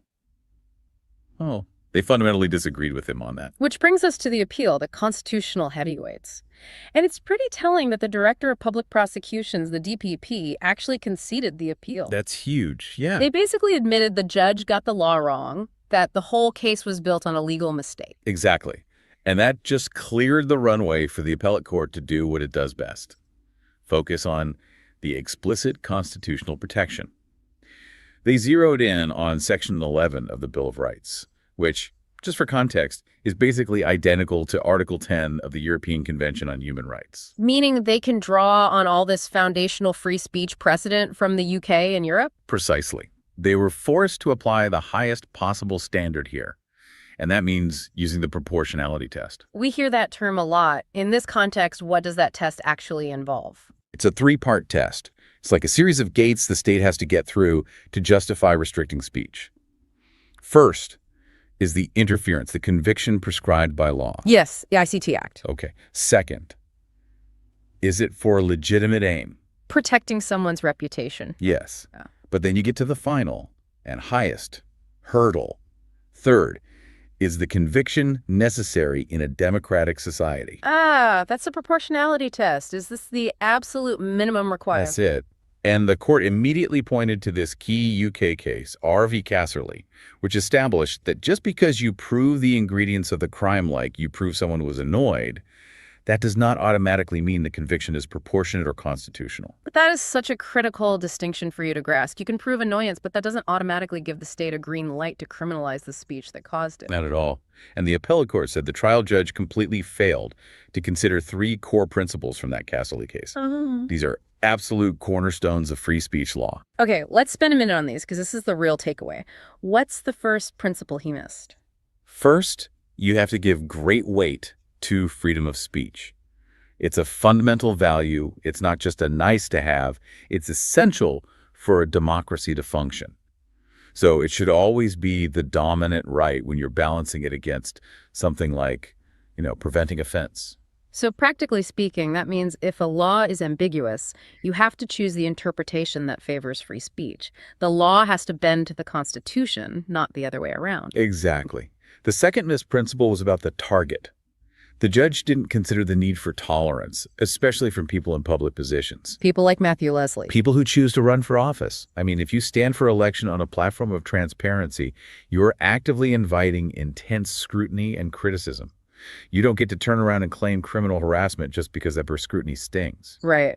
Public figures have to have thicker skin. The courts have said it time and again. And that leads to the third and, in this case, most powerful principle. The particular weight you have to give to political speech. Political speech. Yes. The court called it the apex of protected speech. It's the most vital kind of speech for a democracy.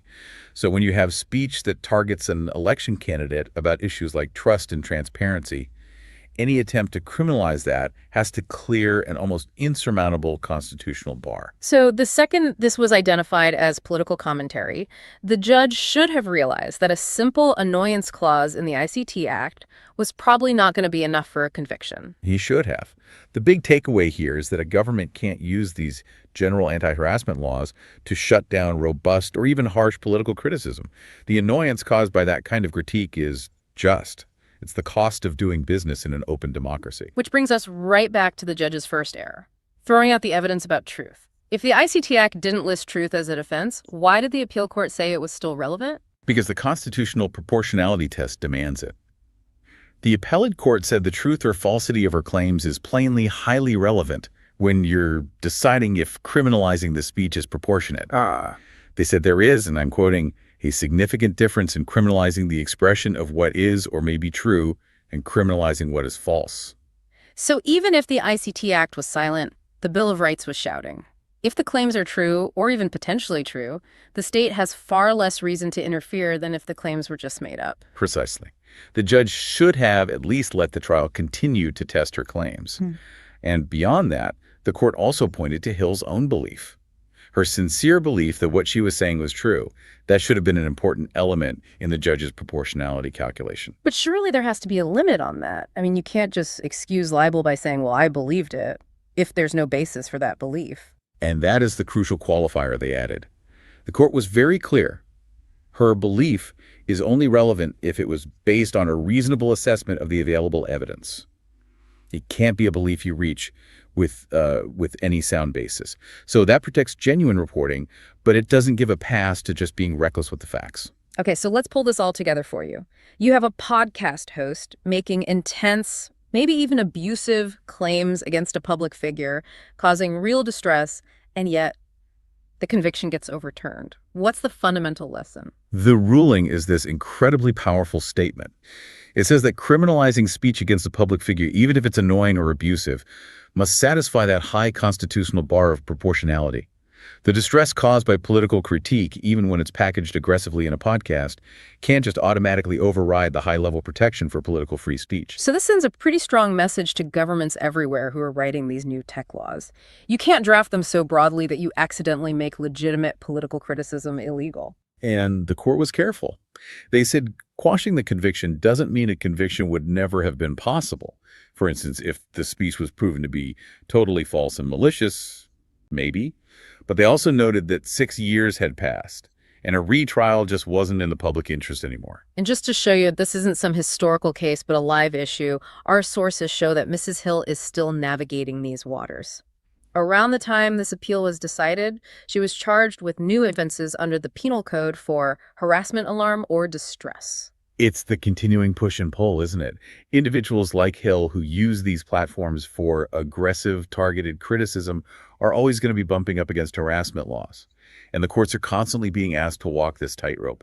Where does the right to speak end and the right to not be criminally harassed begin? And the Hill decision really draws a clear line in the sand for political speech. It does. So that's the core truth here. In a democratic society, you have to interpret your laws to give great weight to freedom of expression. Annoying a public figure with potentially true claims is not, by default, a crime. Proportionality is the key. Which brings us to a final thought for you to take away. The court recognized that the language in that ICT Act, words like annoy, harass, abuse, is just dangerously vague for political discourse. So here's the question. As our digital world keeps evolving, are our legal systems actually capable of defining with enough precision where robust, aggressive free speech ends and where criminal harassment of an official begins? That battle over what is necessary in a democratic society is, I think, just getting started online.